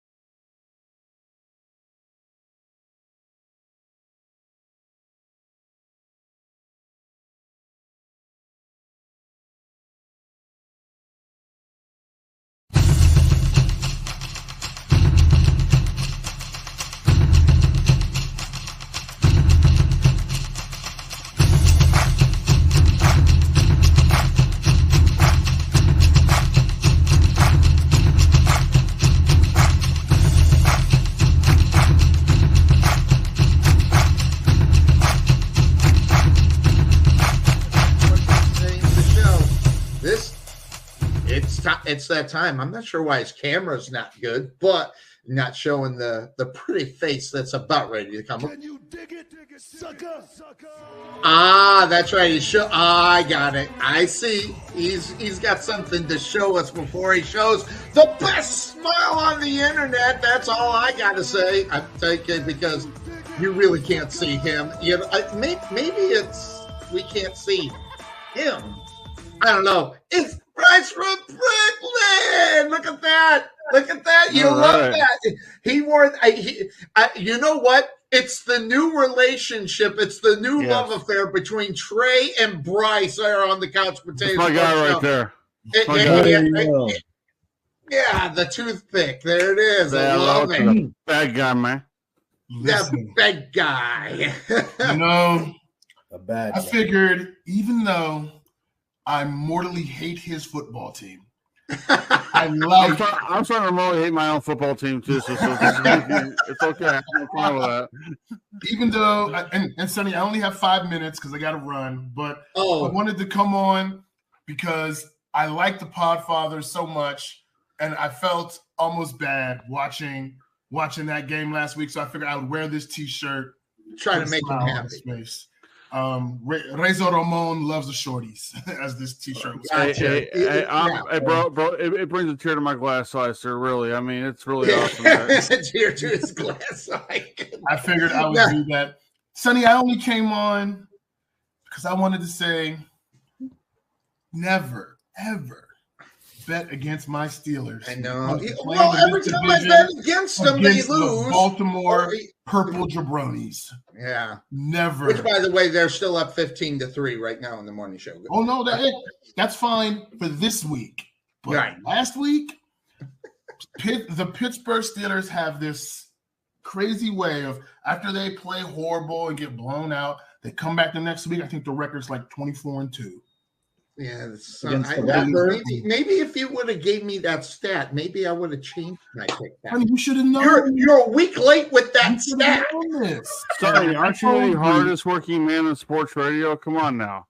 Hey, I'm busy. Okay, my beard and trying to be Santa. To be Santa, it's man. Fall, sir. It's fall, sir. Come on. Listen, I told you what was going to happen, and you didn't want to listen. I couldn't see it, but now. You see, matter of fact, let me cover my cup. Sitting at the bye week for all of our warts, 3-2 first place. Hey, what can you say? So I'd agree with you, but we'd both be wrong. I was wrong. I was. All right. All right, but now, since we only got you for 5 minutes, what's going on with your Pittsburgh team this week? And we'll say adios to you. Are they on the bye? So 2 things. They are on the bye. Podfather, he was too busy going on wild rants about running quarterbacks to listen for his picks, and that's why exactly. And then, by the way, Pittsburgh on the bye.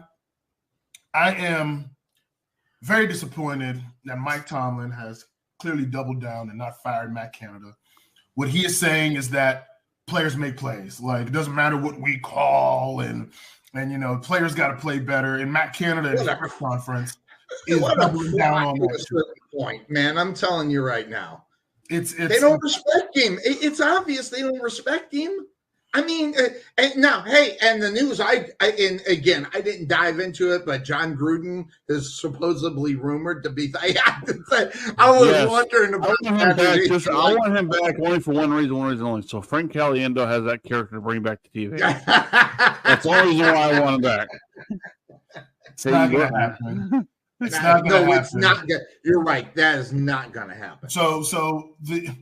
Look, when you listen to Matt Canada, he really this week in his press conference during the bye took no responsibility. He said, well, we're not where we want to be, but, players are frustrated. They know they have to play better. And there was none of this. It's on me. This offense hasn't worked because of me. So him and Mike Tomlin have doubled down on this philosophy of players make plays. And so for me, in terms of offense moving forward, you're going to get what you get. I mean, I don't have a lot of faith in that offense. They haven't done anything to really boost the fans' faith. And you're going to just continue to hear fire Matt Canada at Penguin games and Pitt games and any other games. I heard that, and I cannot believe that no one's listening to the fan then. I mean, when you got it at a Penguin game that someone's yelling Matt Canada, that, but by the way, it is what it is. Matt Canada is the bane in our existence, much like Jerry Jones is the bane of the Cowboys' existence on a GM side. Get you. Never goes away. Oh, that's a whole. I want to get into that so bad. Make sure you record it because I want to watch that segment when we got to strap in for the Podfather for the first time. Oh, it's coming up soon, sir. Because I got places to be too. But let me tell you, I went on my show Tailgate Talk on Thursday night, and I did a whole thing on Dak Prescott. And I'm going to get into it here as well. But man, you would think I just jumped ship completely. I haven't because I still believe the blue and silver, but I'm a realist. I'm not one of those Cowboy fans that just no matter what happens, that's all I see is glory, which I haven't had in 27 freaking years. So I mean, I'm more of a realist about this, and I can see flat out that this team's in trouble, and especially with the person who's at the helm.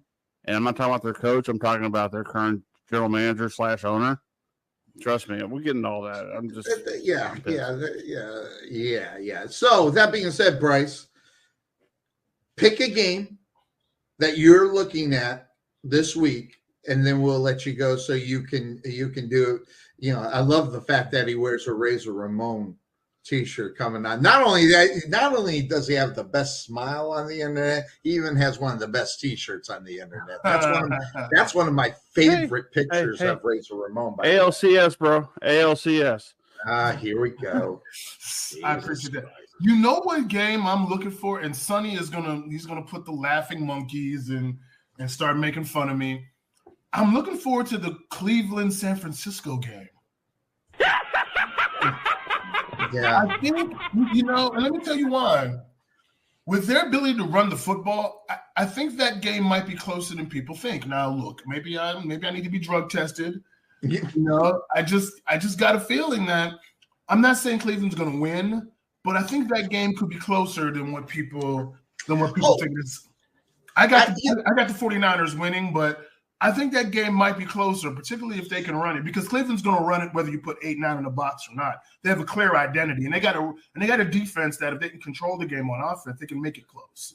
Well, that just all depends if they can run faster away from one certain guy on the defensive side of the ball. I mean, if they're going to run it toward him, that's going to be a Nick Bosa smorgasbord for him. If they run away from him, listen, Nick Bosa is not a slow dude. It's whether or not someone will get in his way in order to get it to try to stop him. So yeah, you got to run him away or slide that running back out of the backfield and let him make plays with his legs away from Joey Bosa. I agree with you. I think it's gonna. I do think it's gonna be a close game.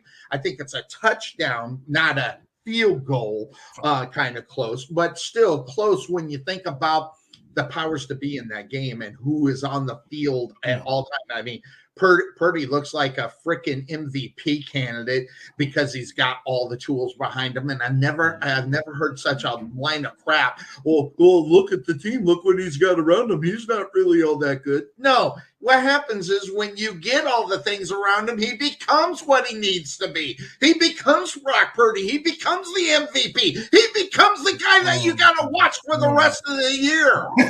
All right. Now I didn't clip. I didn't actually MVP. Clip it in. But Let's. It's time for me to go. Podfather, I'll leave you to deal with that nonsense. No, thanks. well, Bryce. Always good to see it. I love that. I'm telling you, you don't believe it, but you got the best smile on the internet. I'm telling you, you do.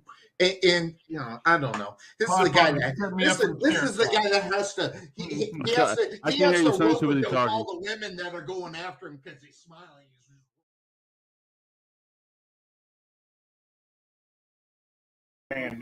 And we are back here on the Couch Potato Sports Show along with Big Red back up there and the Eagle Eye Bill Serna. I'm Sonny Clark. 27. Well, mark that. 35-7 at halftime as we've seen a real good first half of football.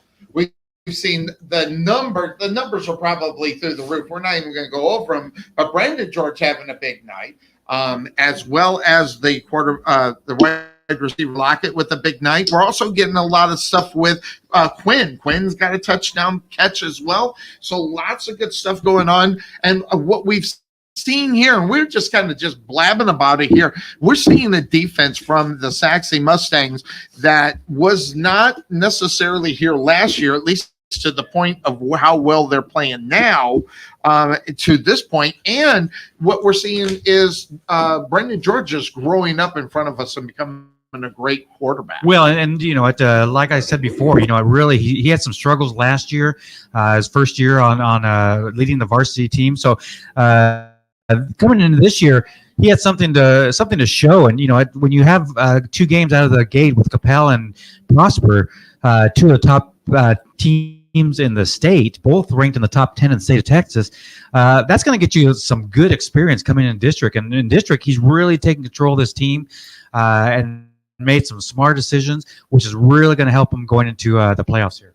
And just looking at Brunswick on what he has done defensively for this football team, we're calling his name 7-8 times, seen sometimes 9 or 10 times a night. So he definitely has the ball hawking intelligence. He's just not as fast as a cornerback, but a guy as big as he is, knowing where the ball's going. And Brunswick has been bowling over everybody. You catch that? Yep. Bowling, Brunswick bowling. Yes. He's been bowling over everybody, and we've been calling his name all night. And once again, he's only a junior. 6'1", 225 pounds. Really got a strong future for him. Definitely. And just lots of other things. We're seeing Rothrock being involved with it, with the team as well. And I'm interested, where is he, Rothrock? What is he going to be back next year? No, Rothrock's actually a senior, so he'll be moving on. Yes, he will be. As this will be his last season. So that being said, we're seeing a lot of different guys out there moving around on the football. Ridge is going to be with us. I know he's a sophomore, or a junior. Lockett, one of the top receivers. Yeah, he's right now he's in the top 100 receivers in the nation, and he is rising in the ranks every week. Hey, good. We're just seeing a lot of movement, and then Norbar on the defensive side of the ball. Normally, a running back from last year gave more playing time on the defensive side of the ball. So it's really interesting. Good to see Big Red there. I clicked on for a moment. How you doing? How you doing? Hey. Oh, wait, yeah, right there. Dickie's barbecue. These are the chocolate chunks. These are really good. Next week, also, you'll see me more Santa. I'll have so Santa will be here next week. So actually, that'll be on Wiley. So we'll be ready for that. I'm looking forward to that. Lots of other things we're going to get in. How about the Jacksonville Jaguars getting the win last night? Boy, they were trying to lose. Yeah, I thought New Orleans was going to come back. I did too. I was afraid it was going to happen. There's the kickoff for the Titans as they had took the ball. Here comes Rothrock, who ended up with the ball. He's going to run all the way back to the 40-yard line as number 22 was originally who got it. No, that's who actually made the tackle. Okay, 22, and I got 22 as a running back. That is Romero. Wow.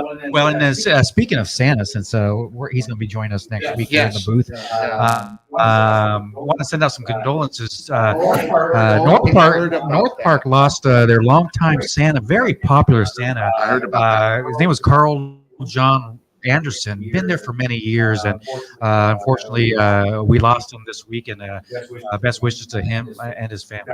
Definitely that, and now, I was hoping Rodney James, my mentor, is going to do a quick pass slant over the middle out of the hands of Ridge. He has that one. Yeah. He knows he should have caught that one on that first down.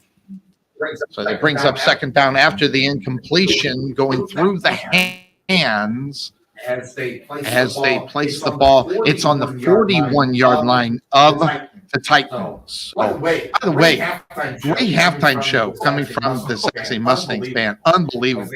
As they hand the ball off around the corner, pushing it down to and he's going to take it all the way down to about the 23-yard line before he was brought down by Burke on the other side, preventing a touchdown. Well, Haywood, he just flows with the game. He's not the fastest guy, but he knows how to flow with this offense, and which makes him successful. Reminds me of Derrick Henry of a couple of years. You couldn't believe he was running fast, but it just didn't look like it. He was so smooth in comparison. Here comes some first down and 10 ball on the 22-yard line of the Titans. Mustangs threatening, handing the ball off, going to the right side, around the corner, pushing down to about the 13, maybe 14-yard line for the Sachse Mustangs. That was Little, and on the stop on the other side was Kaufman. Is it Little out there? No, mark that. It wasn't Little. It was Hagen, who's back at the quarterback. He's got the pink. Everybody got some pink on. Kind of cool. Recognition of Breast Cancer Awareness Month. Too far, too near here on second down. Quick pass on this by Lockett. Lockett's going to have to have three guys push him out, including number 8 on the other side there. Number 8 is Boomer, as well as number 34 Burke on the stop. Yeah, no, it was a second and 2. Just needed to get a couple yards, get that first down, and put in Lockett's hands, and he was able to get that pretty easily. So first and goal from the 7 as they hand Norberg over to the left-hand side. Not Norberg, Haygood to the left-hand side. It's going to take it down. Pickup of about 3 as the clock continues to run here. We're already at 9:57, and on the top again. Yeah, and I think that's what Sachse wants to do, because they want to control this game, score when they have the ball. And let's get out of here without any injuries. Obviously, there's a big game next week. You don't want to overlook this game because those type of things are what causes injuries and things like that. So get out of here and let's prepare for next week's big game. Staying in bounds will help keep that clock running, whichever the way they do it. They go ahead and hand it off. The way they do it, they go ahead pushing and pushing. Touchdown! See, Haygood just pushing his way, pushing, gets it across the end zone. So nice to see him getting involved with the game. We're seeing some different guys out here so far here in the second half. Yeah, just the last few weeks with Haygood, he's really come on. He started slow at the beginning of the year and just didn't have that burst of energy. And really, he's shown in the last 3 to 4 weeks. He was the workhorse last year in reality when, running the football for them. It goes up and it goes downtown for the Sachse Mustangs for the extra point. Quick break out on the football field. I'm going to turn it over to Big Red as he's going to take us into commercial. We'll be right back here on the couch. Liberty Air and Heat. Everybody knows what the Texas Heat can do, your air conditioning and heating systems. That's why you need the experts that deliver the best and most honest service. We provide the high-quality air conditioning and heating services that keep you more comfortable when you need it. We strive to always meet and exceed customers' expectations, competency, and accountability, as well as satisfaction. So contact Liberty Air and Heat at 469-678-9444 or visit them on the web at libertyairandheat.com.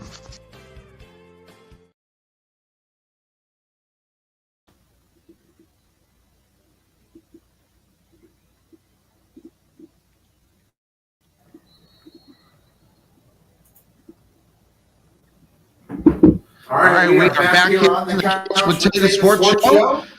As the Sachse Mustangs extend their lead 42-7, 9:23 left to go. It's a real short, and having to field it was like a sliding motion going there for the Titans. It was more. Looks like Marino was the one that came down with that one, wasn't it? Well, it was at number 27 that we don't have on the roster that came down with it, and great job by him to slide and get that ball because. On a kickoff, 10 yards, it's a free ball. That ball gets on the ground, and there's not good opportunity. Sachs could have come up with that. All right, so they're going to place the ball at the 30, looks like the 37-yard line. Yep, 38-yard line. All right, so first down and 10 for the Titans. As Franco's back in shotgun, goes ahead and hands it off, trying to get around the corner, and nothing doing in reality when you see what's happening. And on the stop for the Mustangs, number 22, DeVault, as well as who else? You had another number? No, just yeah, it was 22. DeVault was the first one to wrap. Definitely. So brings up a second down and 10. He just got back to the original line of scrimmage, and looks like, did someone just call timeout? We got like coaches all over the field this season. I think it's a player. Number 73 is shaking up. Oh, yeah. A couple of guys are helping him off the field. Got it. So they're taking a second here. That's number 73. That is Barron. They got to put Barron. They got to go further back. Yeah. Barron walking off the. Well, and hopefully he's okay. One good thing about this game is that we haven't had any injuries really this whole game, so which is great to see. Don't want to see any of these kids get hurt. Here we go on second down and going around the throwing, and Franco trying to hit his wide receiver Torino. Arrow. Just shoot me now. Oh, good Lord. Incomplete. That's what it was. Incomplete. That's what you meant. That's update from Williams Field right now. Wiley and Naaman Forrest are knotted up at 14 going into the fourth quarter. All right, so 8:49 here, 42-7. Here comes third down and 10. Ball's on their own 38 of the Titans, trying to push around, getting around his Franco, and they're going to take him off. It just depends on where they say where his forward progress stops. As on the other side for your Sachse Mustang, DeVault says, let's just keep him going back. Yeah, they're going to get forward progress up to the 30-yard line, so that's probably a loss of about 6 on that. He tackled him down about the 18-yard line, but they did give him forward progress up to the 30. Yep, 30-yard line, so that's where they'll place it. It's going to be fourth down and 18. They bring on the kicking unit. Who's back there? Is that Rothrock? Usually is Rothrock, so I'm just going to guess on that. Usually handles the returns, and instead they're going to take off and try to get the first down. I'm not sure what they have fumbled. Rothrock ended up picking it up anyway. I'm going to scratch my bald head on that, but that's just what happened. Well, and really, if you look where he fumbled the ball, he was only about a yard away from getting that first down. So he really made a great effort out of that. But yeah, when he left, it was kind of questionable on why you're going on 4th and 17. You're going trying to get that, but great job to get that. He just, I think he overextended trying to get to that first down and fumble the ball.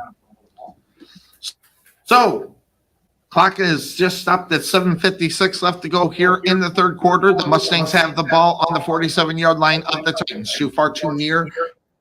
And that's not George. That's Ridge who hands the ball off to Little. So interestingly enough, I just saw that at the last moment. Ridge thought they were going to do a wildcat there for a moment, but it looks like George is going to be done for the night.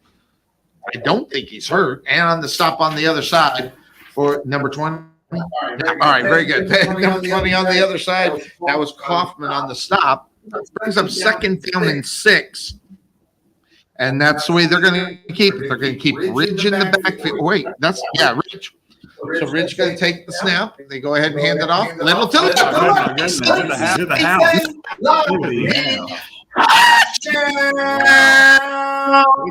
Sachse Mustang Little just was off to the races. The left-hand side just blew wide open for him. No one told him, and he was off to the races immediately. Yeah, and correction, that was Hanks that was under center there in the backfield. Was it? Yeah, it was Hanks. So, all right, not sure if they're going to run with him for the rest of the game. You're the Eagle Eye. I'm sure you're right.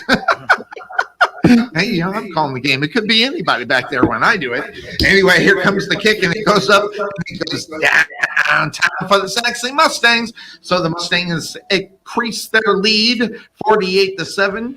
Here at Buffalo Creek Doors and Floors help you restore your home to its like-new condition. Need a contractor? Let us be your first stop as well as your last. We specialize in everything that others don't, such as stained concrete floors, wood spot repairs on doors and floors, stainless steel spot repairs, anti-slip on floors, and more.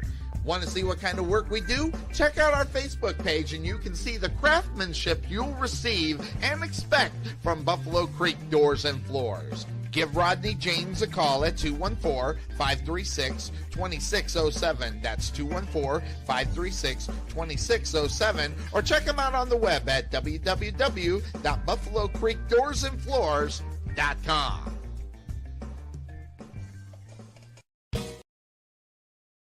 And we are back here on the Couch Potato Sports Show. The Mustangs have everything pretty much in hand here tonight. Still a long way to go. I think we'll probably see a lot of running, at least coming from the Mustangs. But if they keep breaking up, 44-yard rushes, might still be right that way too. Who knows? Ball is going to be picked up there again by that number 27 that we don't have. New dude number 2, and on the stop for the Mustangs, number 19. That is, who is that? That's Thomas, the backup quarterback for the Mustangs. Next week, Wiley. We get Wiley at Wiley Stadium. We had Wiley East last time we were there about, 4 weeks ago, 3 weeks ago? Yeah, it's been about 4 weeks ago. And this game with Wiley is going to determine the district for. If they can come away with that win there, they're going to wrap up first place in this district and go into the playoffs as a number 1 seed. Yeah, and we get the Rockwall side of this, you said. That district where Rockwall plays in Mesquite. That's correct. We would play the runner-up, our second place team from Division 1. All right. Go ahead. Play action. Franco's keeping it, though. As he pushes the ball up. He's going to pick up about 3 or 4 before he is brought down there on the other side by the Sachse Mustang. Of course, that was Hamilton with the stop. That is a big dude. Hamilton looks like he could play, play in the bigs right now.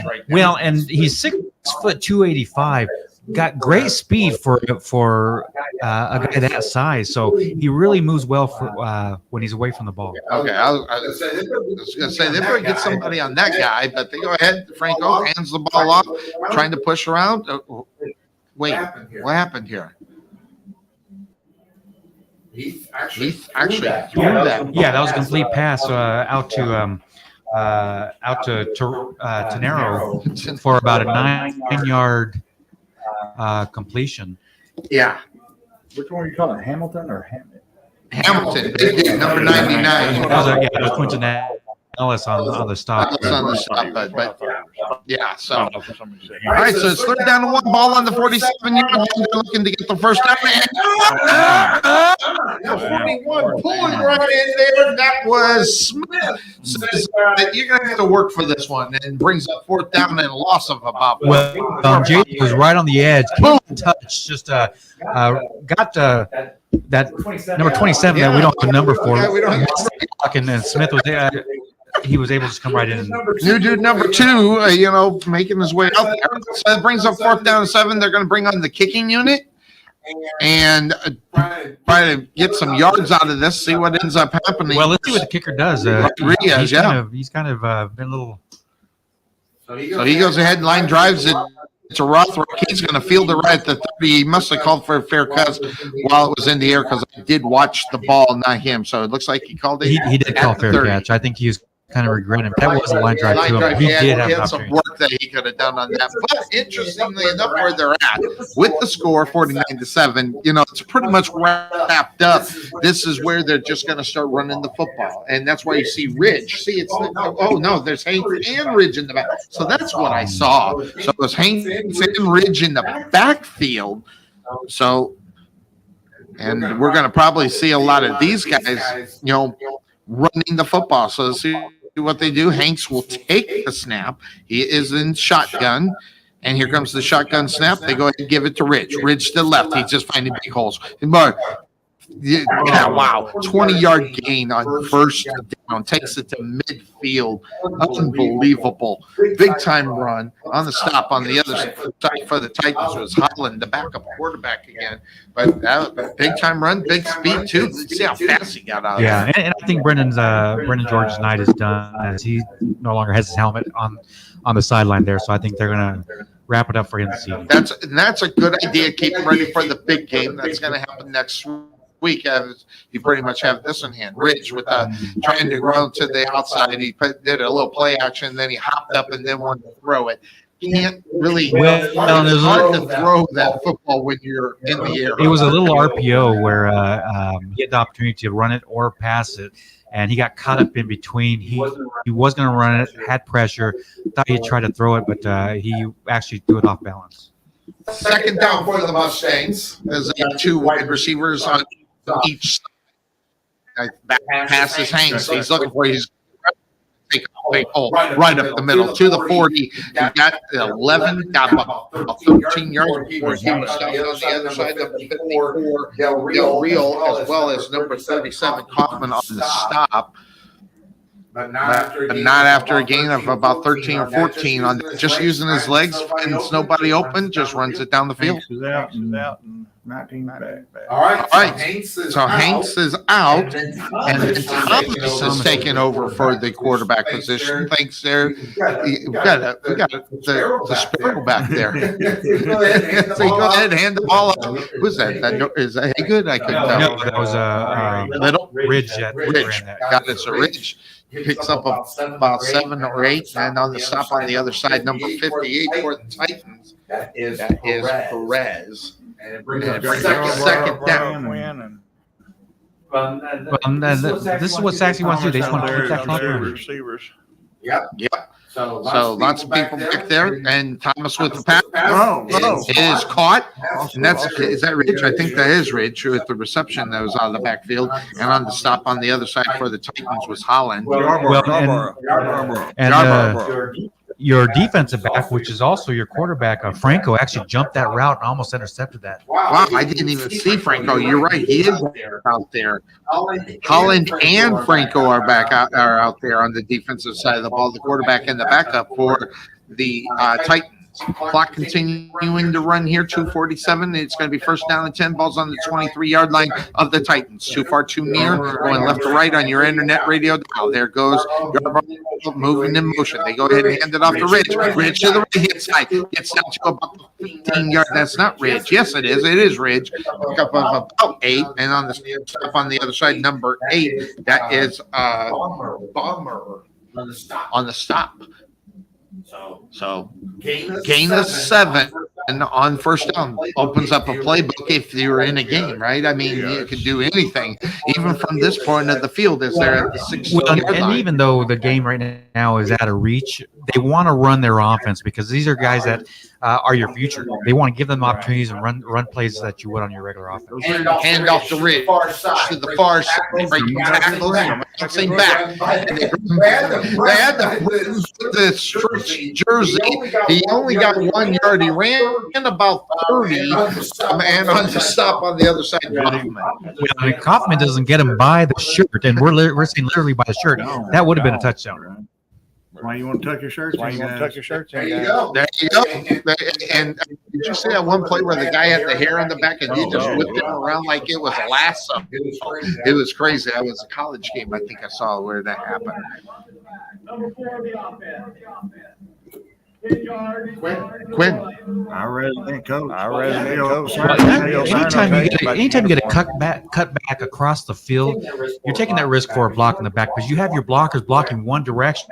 You come back, it's very easy to get a call for a block. So with our resident coach, Bill Sonny, he'll tell you about your equipment. Get tucked in. Tie that hair up.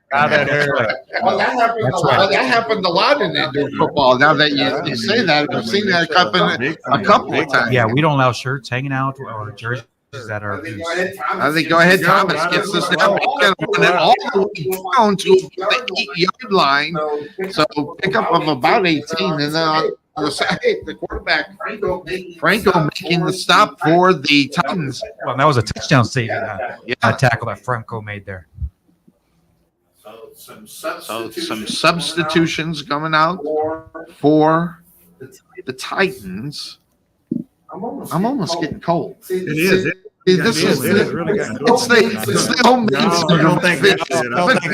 I think they got this AC cranking. The ball off the Ridge. He doesn't get anywhere. Might have even lost a couple of yards. Yeah, he even lost a couple of yards.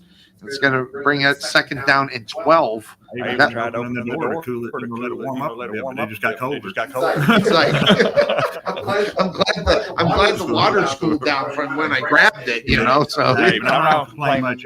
It was hot before. I've been there when it's been very warm. Especially when we were in Top Hill, we were sweating. Oh yeah, Top Hill was a real hot night. 23 seconds. They go ahead. Hank keeping it on the other side is George or Thomas. He doesn't get very far as the Titans number 37 Kaufman on the side. His name a lot here tonight. At least here in the second. And so it brings up third down. I do like the new yard marker. That's nice. You're able to see the thing, and that's going to do it for the third quarter. Quick breakout on the football field. Now it's time Big Red to get us into commercial, taking us from the third to the fourth. We'll be back here on the Couch Potato Sports Show and your Sachse Mustangs Radio Network. And Wesson. First Try again.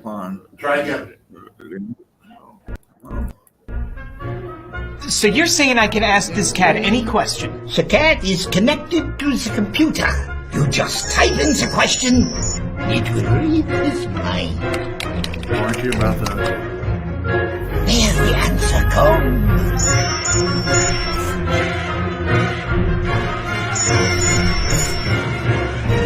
You're the man! I've been looking for this for weeks.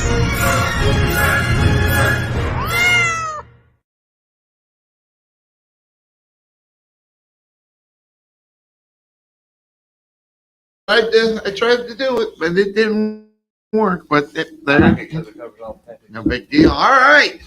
What's up there? Sachse 5-0, Wiley East 4-1, along with Wiley and Garland at 4-2. Lakeview Centennial 3-3. 3-4 is Rowlett. 1-4 for Neiman Forest and South Garland. Or North Garland and South Garland, unfortunately, not on the winning side. What's the update on the score? We got Wiley's up 21-17, or sorry, 21-14 with just over 7 minutes left on the fourth quarter. All right, so here we go. We are back. As they go ahead, Thomas gets the snap, and I didn't see what happened. Well, there was a miscommunication. Yeah, miscommunication. He's trying to get the ball to Yarba, and Yarba turned in, and Thomas tried to lead him out to the outside. Thank you for that. I didn't even see it, and it's because I was evidently looking the wrong way. So that brings up fourth down and goal from the 7-yard line. So they do bring on the kicking unit here for the Mustangs. Might as well. It's Alvarado a little here, a little bit longer than a regular extra point. So they place the ball at the 14, so a 24-yard field goal. I think he missed it. Yeah, off to the right. Missed it off to the right. So that being said, that's a turnover there for good, basically good stop for the Titans. Well, you seen where everybody was as far as where everybody in the standings and everything else. And you got a good one working over there. 6:05 left to go in that game over at Williams Stadium, where the Wiley Pirates have a 21-14 lead over Neiman Forest, and they got the scores back up there. Ever want to know why Bill and I look so great on our broadcast? Check out K West Designs on Facebook to find out why. Check out all the samples that Kelly has up so you can see, especially if you have a special occasion that needs something original or design or something that says, this is our moment. Check out K West Designs on Facebook or give Kelly a call at 469-601-5856. That's 469-601-5856. K West Designs. Franco with a rush. Welcome back into the Couch Potato Sports Show. His 1st and 10. The ball was at their own 20. He got 11. And then the Mustangs on the stop, number 44, was Ward's. It's first time we called his name at least all year long. Yeah, Ward is only a sophomore. So this is the time of the game where you're going to see some of these players that don't get the opportunity to play a lot, get some experience out on the field. All right, so 1st down 10. Ball is on the 29-yard line.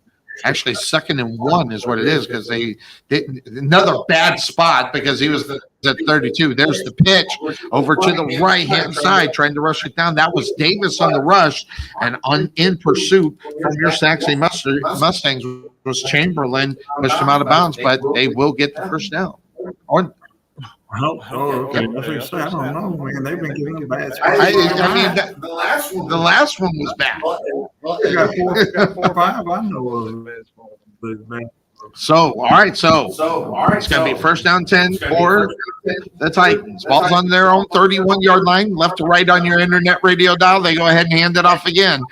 Nope, keeping it is Franco. Look at him. He might go to the house. You're right. He's to the 20, to the 10, 5, and down at the 2-yard line. He just ran out of enough oxygen to keep going all the way there. So this kid's going to be good. I mean, I'm telling you right now, next year he's going to be somebody you're going to look at. Cole with the state. Well, and Julian Cole, he's actually a defensive line, was able to run him down to get I'm sorry, it wasn't Cole. It was actually number 12, Jacob Dillard. It was Cole. Cole got him by the feet. They were right there. It was just a kind of crazy thing. I think Franco's only ran for about 2,000 yards. Yeah. Who needs a running back when you got this guy? I told you. So 10:05, by the way, left to go in this one as they set up 1st down and goal from the 2. There's going to be a timeout from the Titans. So it's all big. Yeah. Speaking of that, Franco has 16 carries for 167 yards. Wow, that is a lot of yards from your quarterback. Holy smoke, reminds me of Justin Fields. All right, go ahead, hit it up there for us. Quick breakout on the Couch Potato Sports Show. We'll be right back. This is Sonny Claus letting Oh. you know about Liberty Air and Heat. Everybody knows what. Is it working? Yeah, just slow. Don't. Oh, by the way, don't push it more than once. Okay. We are back here on the Couch Potato Sports Show. If you push much, it just stops it. But that's okay. We'll get back to it anyway. That being said, 9:59 left to go here in the game tonight. It is first down and goal from the 2. So let's see what they do. I mean, I can't imagine it being anybody but Franco who gets the snap, goes in for the touchdown. It's about right. Good to see him. They getting into the end zone, getting him involved in, Well, it's not Franco's- being blanked. That's Franco's really been their offense all night Absolutely. long. If he's not throwing it, he's been clearly by his feet. Well, he hasn't been throwing it though. I think you told me. He's 3 for 12 for only 36 yards throwing. There you go. So But- using his legs, you got to do what you got to do in order Right. to get those yards. Well, but what I'm saying is the majority of the offense has gone through him. Definitely. What was his rushing yard? 16 carries for 167 yards.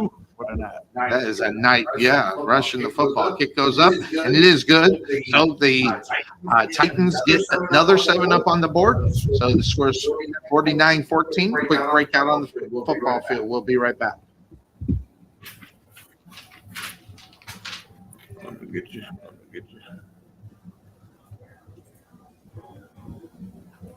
Fit Body Boot Camp located in Sachse. The solution is here. Fast, long-lasting weight loss results and the healthy lifestyle you need to keep them. The key to your fat loss success is our signature afterburn workouts, as well as support and motivation from our world-class coaches, and an easy-to-follow nutrition program to help you keep the fat off. Visit your local Fit Body Boot Camp in Sachse today to see the difference for yourself, or give us a call at 214-463-3005. That's 214-463-3005. Fit Body Boot Camp, Sachse. We are back here on the Couch Potato Sports Show. Next week, it is the Wiley Pirates. That'll be next Friday. We'll be coming to you from Wiley Stadium, literally 1.1 mile away from my residence in Wiley. So I'm looking forward to that. I like being close anyway. That's a little closer. It's closer you for me too. Yeah. Coming from McKinney. Is that where you're going to be coming And I was from? thinking about maybe we could have Burrows brought in. Yeah, hey, I think if Wiley always has free pizza. I wonder if we go ahead and send him some money to do that. The ball picked up and handled down to about the 50-yard line as far as the Sachse Mustangs. Yellow hanky out on the football field. It was Williams on the return for the Mustangs, and he was brought down by number 12. And that was Flores. Always supplies well with popcorn, pizza. There you go. So we may have to hold off on Burrows. Are you going to be coming from McKinney next week? Yeah. That may be a thought. I don't know. Well, Well, they might not allow us to bring it in. that's a good. That's what I was I don't. You don't get here early enough like we would. Yeah, I don't want to take the risk of not being able to. But hey, we're gonna go watch a game here in a couple weeks. Yes. Just make sure. Yes, I'm looking forward to that because I like the Star. I've been out there a few times out there. Obviously, they call it what, Little Jerry Land. So Just so you folks know what we're talking about is Burrows Pizza. They're from McKinney and they're out of Arizona. We've all had it. my favorite. It's All awesome. right. So here you go. First down, 10 balls on the 45-yard line of the Titans with the little shuttle, I don't know, what do you call that? Forward shuttle pass. Shovel pass. Yeah. The yard ball takes it down there, stopped on the other side by number 80. That is Galdamez. So got 9 on that. So it's second down and 1. Balls on the 36 of the Titans. That is Hanks with the what happened there? Hanks with the handoff It's kind of like that little shuttle thing that you were talking about there. Well, and Hanks is down there. Delgado just well, something happened. And Hanks is giggling. He actually went down to a knee because he was laughing so hard because Delgado just he just slipped as he was trying to come around the corner. It happened. Delgado. All right, so it's third down. In case anybody wants to know, it's on the 41-yard line. They hand it off. People want to know, I guess, And on the stop on the other side, number 80, gotta go back again. Galdamez on the stop for the Titans. It brings up third down and what is going to be about actually fourth. Yeah, I was going to say, wait, that's fourth down. Yeah, it's going to be fourth down, and it looks like Sachse is going to keep the offense out there. They're going to let that clock run down a little bit. Yep. You use the whole 19 seconds left on the play clock and roll that down as the clock continues to run 8:06. So here it is, fourth down and 7. There's going to be a substitution here. Yep, there's a substitution. You got him set. There's the snap. Gets it off there. They're going to call a delay of game or timeout. Yeah, they got the timeout. All right, so very well. So they'll do that. They'll pick that flag up. Oh no! They get. Yeah, they get the timeout. Oh, okay. He picked it up. Oh, it's a yellow hanky or a pink hanky out on the football. All right, go ahead. Knock it down and look in there, Butch. Take the quick break during the timeout. You're on County Sports Show. The prospect of retirement must be exciting and scary at the same time. At Nest Egg Wealth Advisors, we have found many people either approaching or currently in retirement failed to truly maximize some of the benefits offered to them, primarily Social Security. What is it? How does it work? It's simply not a benefit that you start receiving at age 62. Because these decisions are so important, my firm has assembled an informational packet on Social Security. If you would like a complimentary copy of Social Security Maximization, please give our office a call today at 972-412-6064 or visit us on the web at nesteggadvice.com. Back here, we missed the play here. It was fourth down. There's a yellow hanky on the football field. There was a run. Legal man downfield here. Yeah.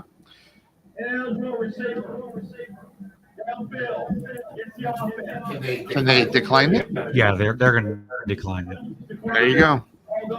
Turnover on downs there for the Sachse Mustangs.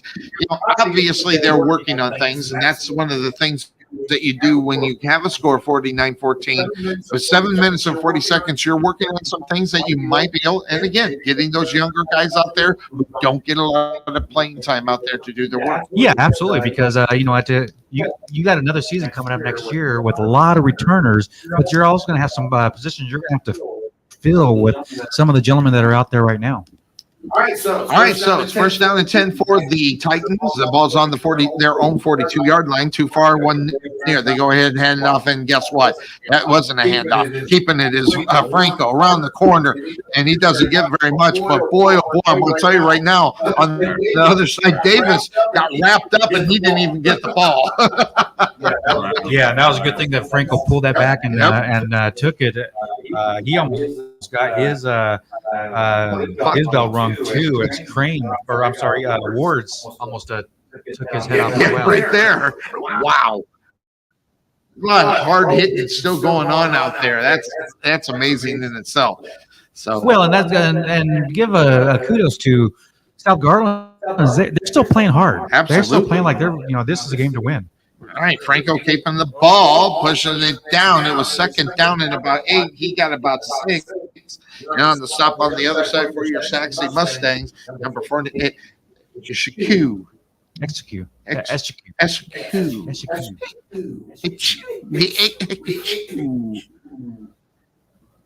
Ochikura. The 2.5 men's read. Never won. Oh, God. Now, I normally hate things like that, but that's kind of caught me. All right, here we go. Third down and 2, ball at midfield. They need to get to the 48-yard line of the Mustangs. There's the shuttle, ball's on the ground, and having to pick it up is Franco, and they're going to lose some yards there. It takes away from their opportunity to get a few yards. Yeah, and he tried to pitch that ball to the running back, but just was, first of all, when you pitch it, you want to be in close proximity of them, and running back had really stepped away from the play, and it was kind of a long pitch to be able to do. Fourth down for the Titans. Fourth down, 9 balls on the 43, their own 43. Having some substitutions coming out on the football field for the Titans. So they're setting up for. Oh, they're actually going to kick it. I thought they were actually going to go. Why not? And is it delay? Yep, a timeout. Timeout on the other side. All right, so a timeout on the football field. At the Jerry Bulletin, timeout. We are a motivated coaches with the mindset of helping you achieve and reach your highest goals.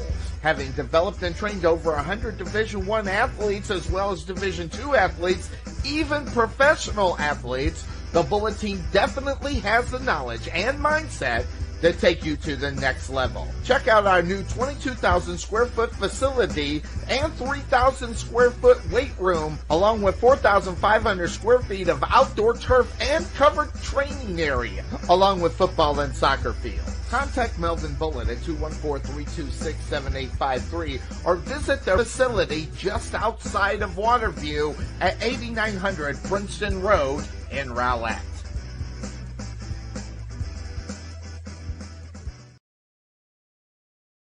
All right, the kick goes up, and calling fair catch is Rothreck.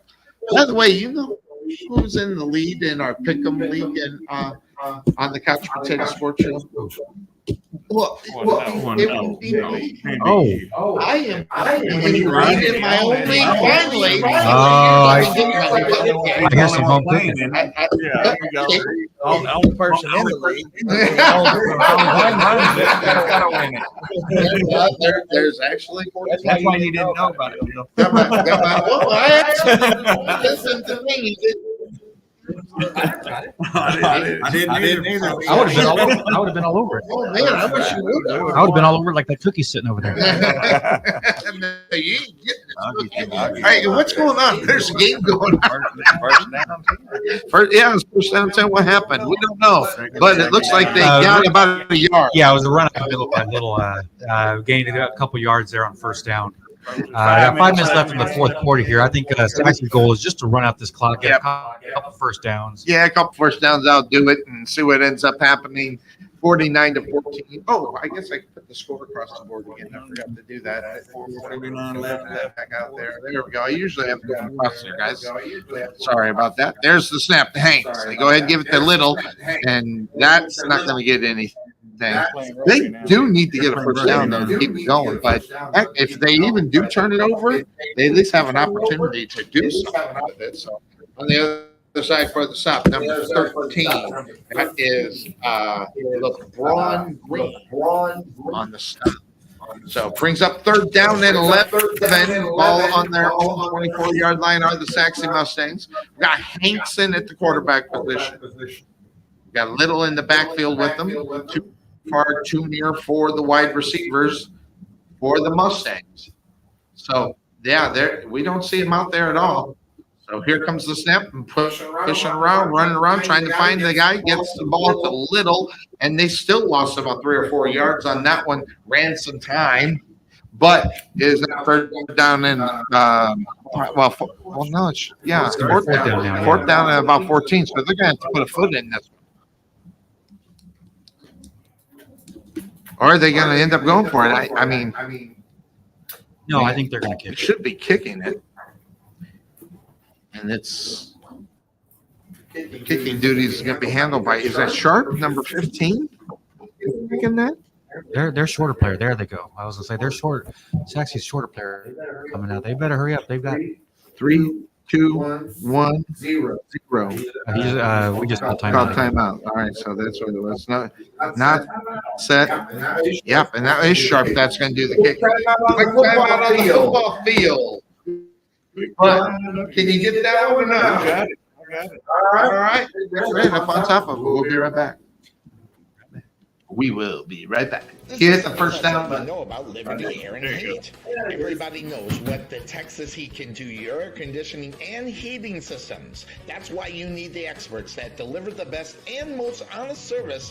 We provide the high-quality air conditioning and heating services that keep you more comfortable when you need it. We strive to always meet and exceed customers' expectations, competency, and accountability, as well as satisfaction. So contact Liberty Air and Heat at 469-678-9444 or visit them on the web at libertyairandheat.com. Nice kick. 15. Yeah, sure. Liberty No, normally it's Thomas. That was a Normally it's Thomas who does the kicking in that instance.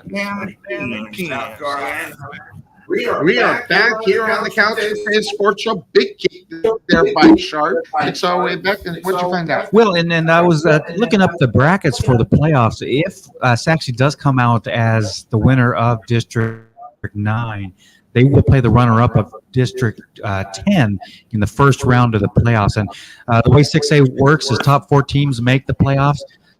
The top 2 teams, student side-wise, go to the District 1 or Division 1, and then the other 2 go to Division 2. Quick pass by Franco.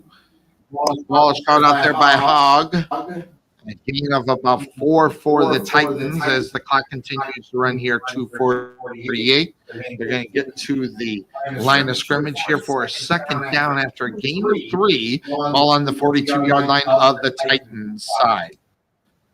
It has been interesting. I mean, they are not giving up. Franco is doing what he's doing. Romero at the running back position, putting it on their shoulders to try to do what they do. But this time Davis gets the handoff, and he's going to maybe get back to the line of scrimmage. And then the stop for the Sachse Mustangs is number 40. And I scratched, 43. I was going to say, I scratched that out. It's 30. Number 30, that's going to be okay. Anthony Okay. Okoye. Well, yeah, some people are they're beginning to leave here. I'm at 52. That's about right. Yeah, it still looks like all of the South Garland fans are still here. Still here, yeah. All, 100 of them? I wish to see more from that. I really do. There's another time out there's it's just I think about Texas football, where it is. Big Ray's and we'll be back here on the couch with the Sports Show. Ever want to know why Bill and I look so great on our broadcast?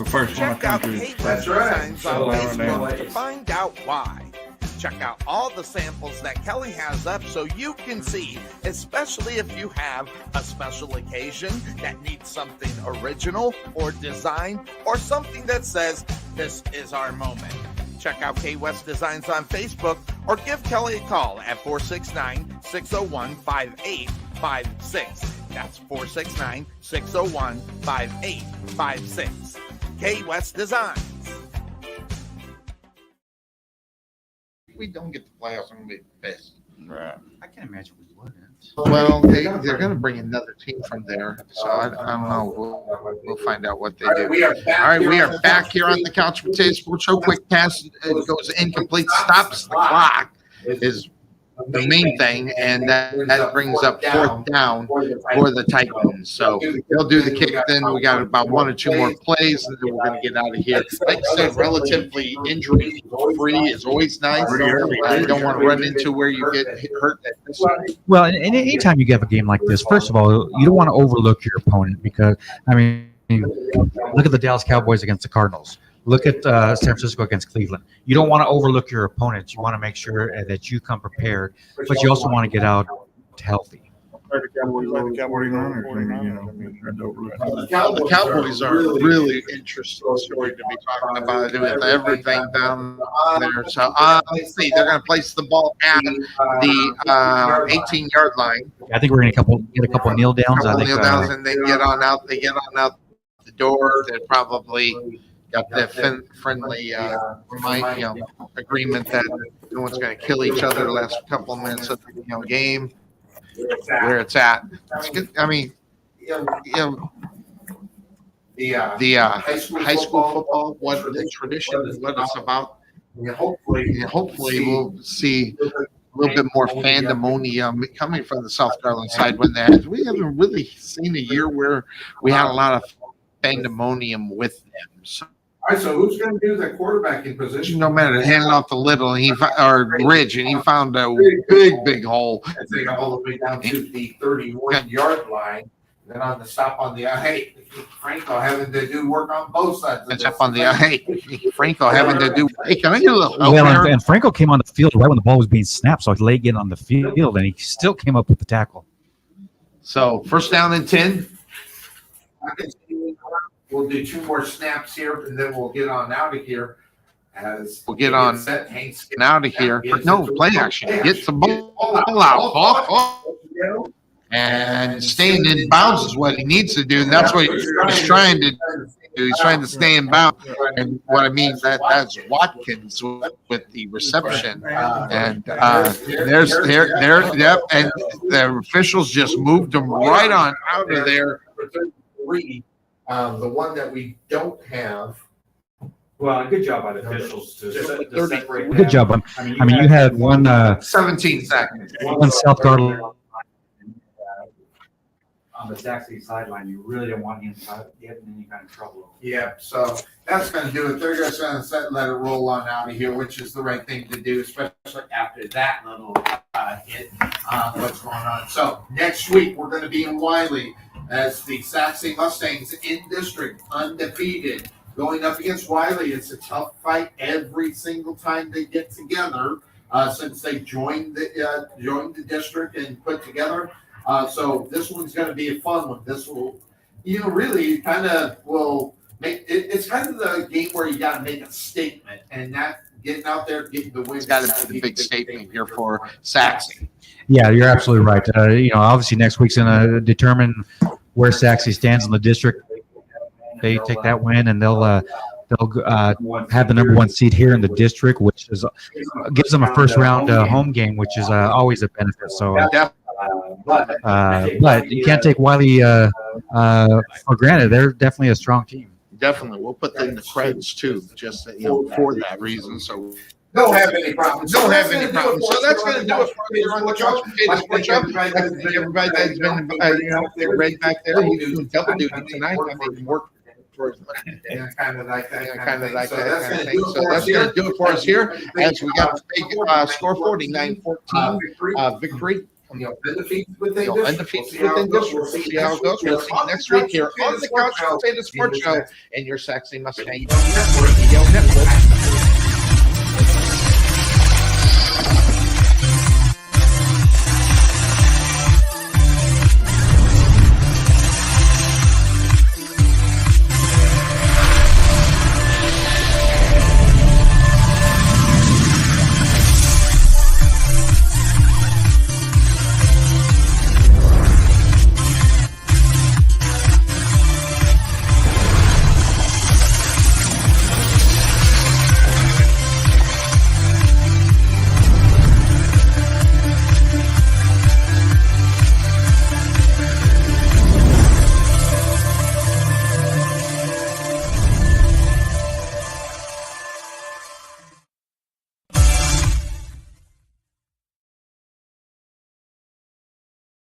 Over there. And so she left one school last year that she was at for 4 or 5 years and went to Sellers this year.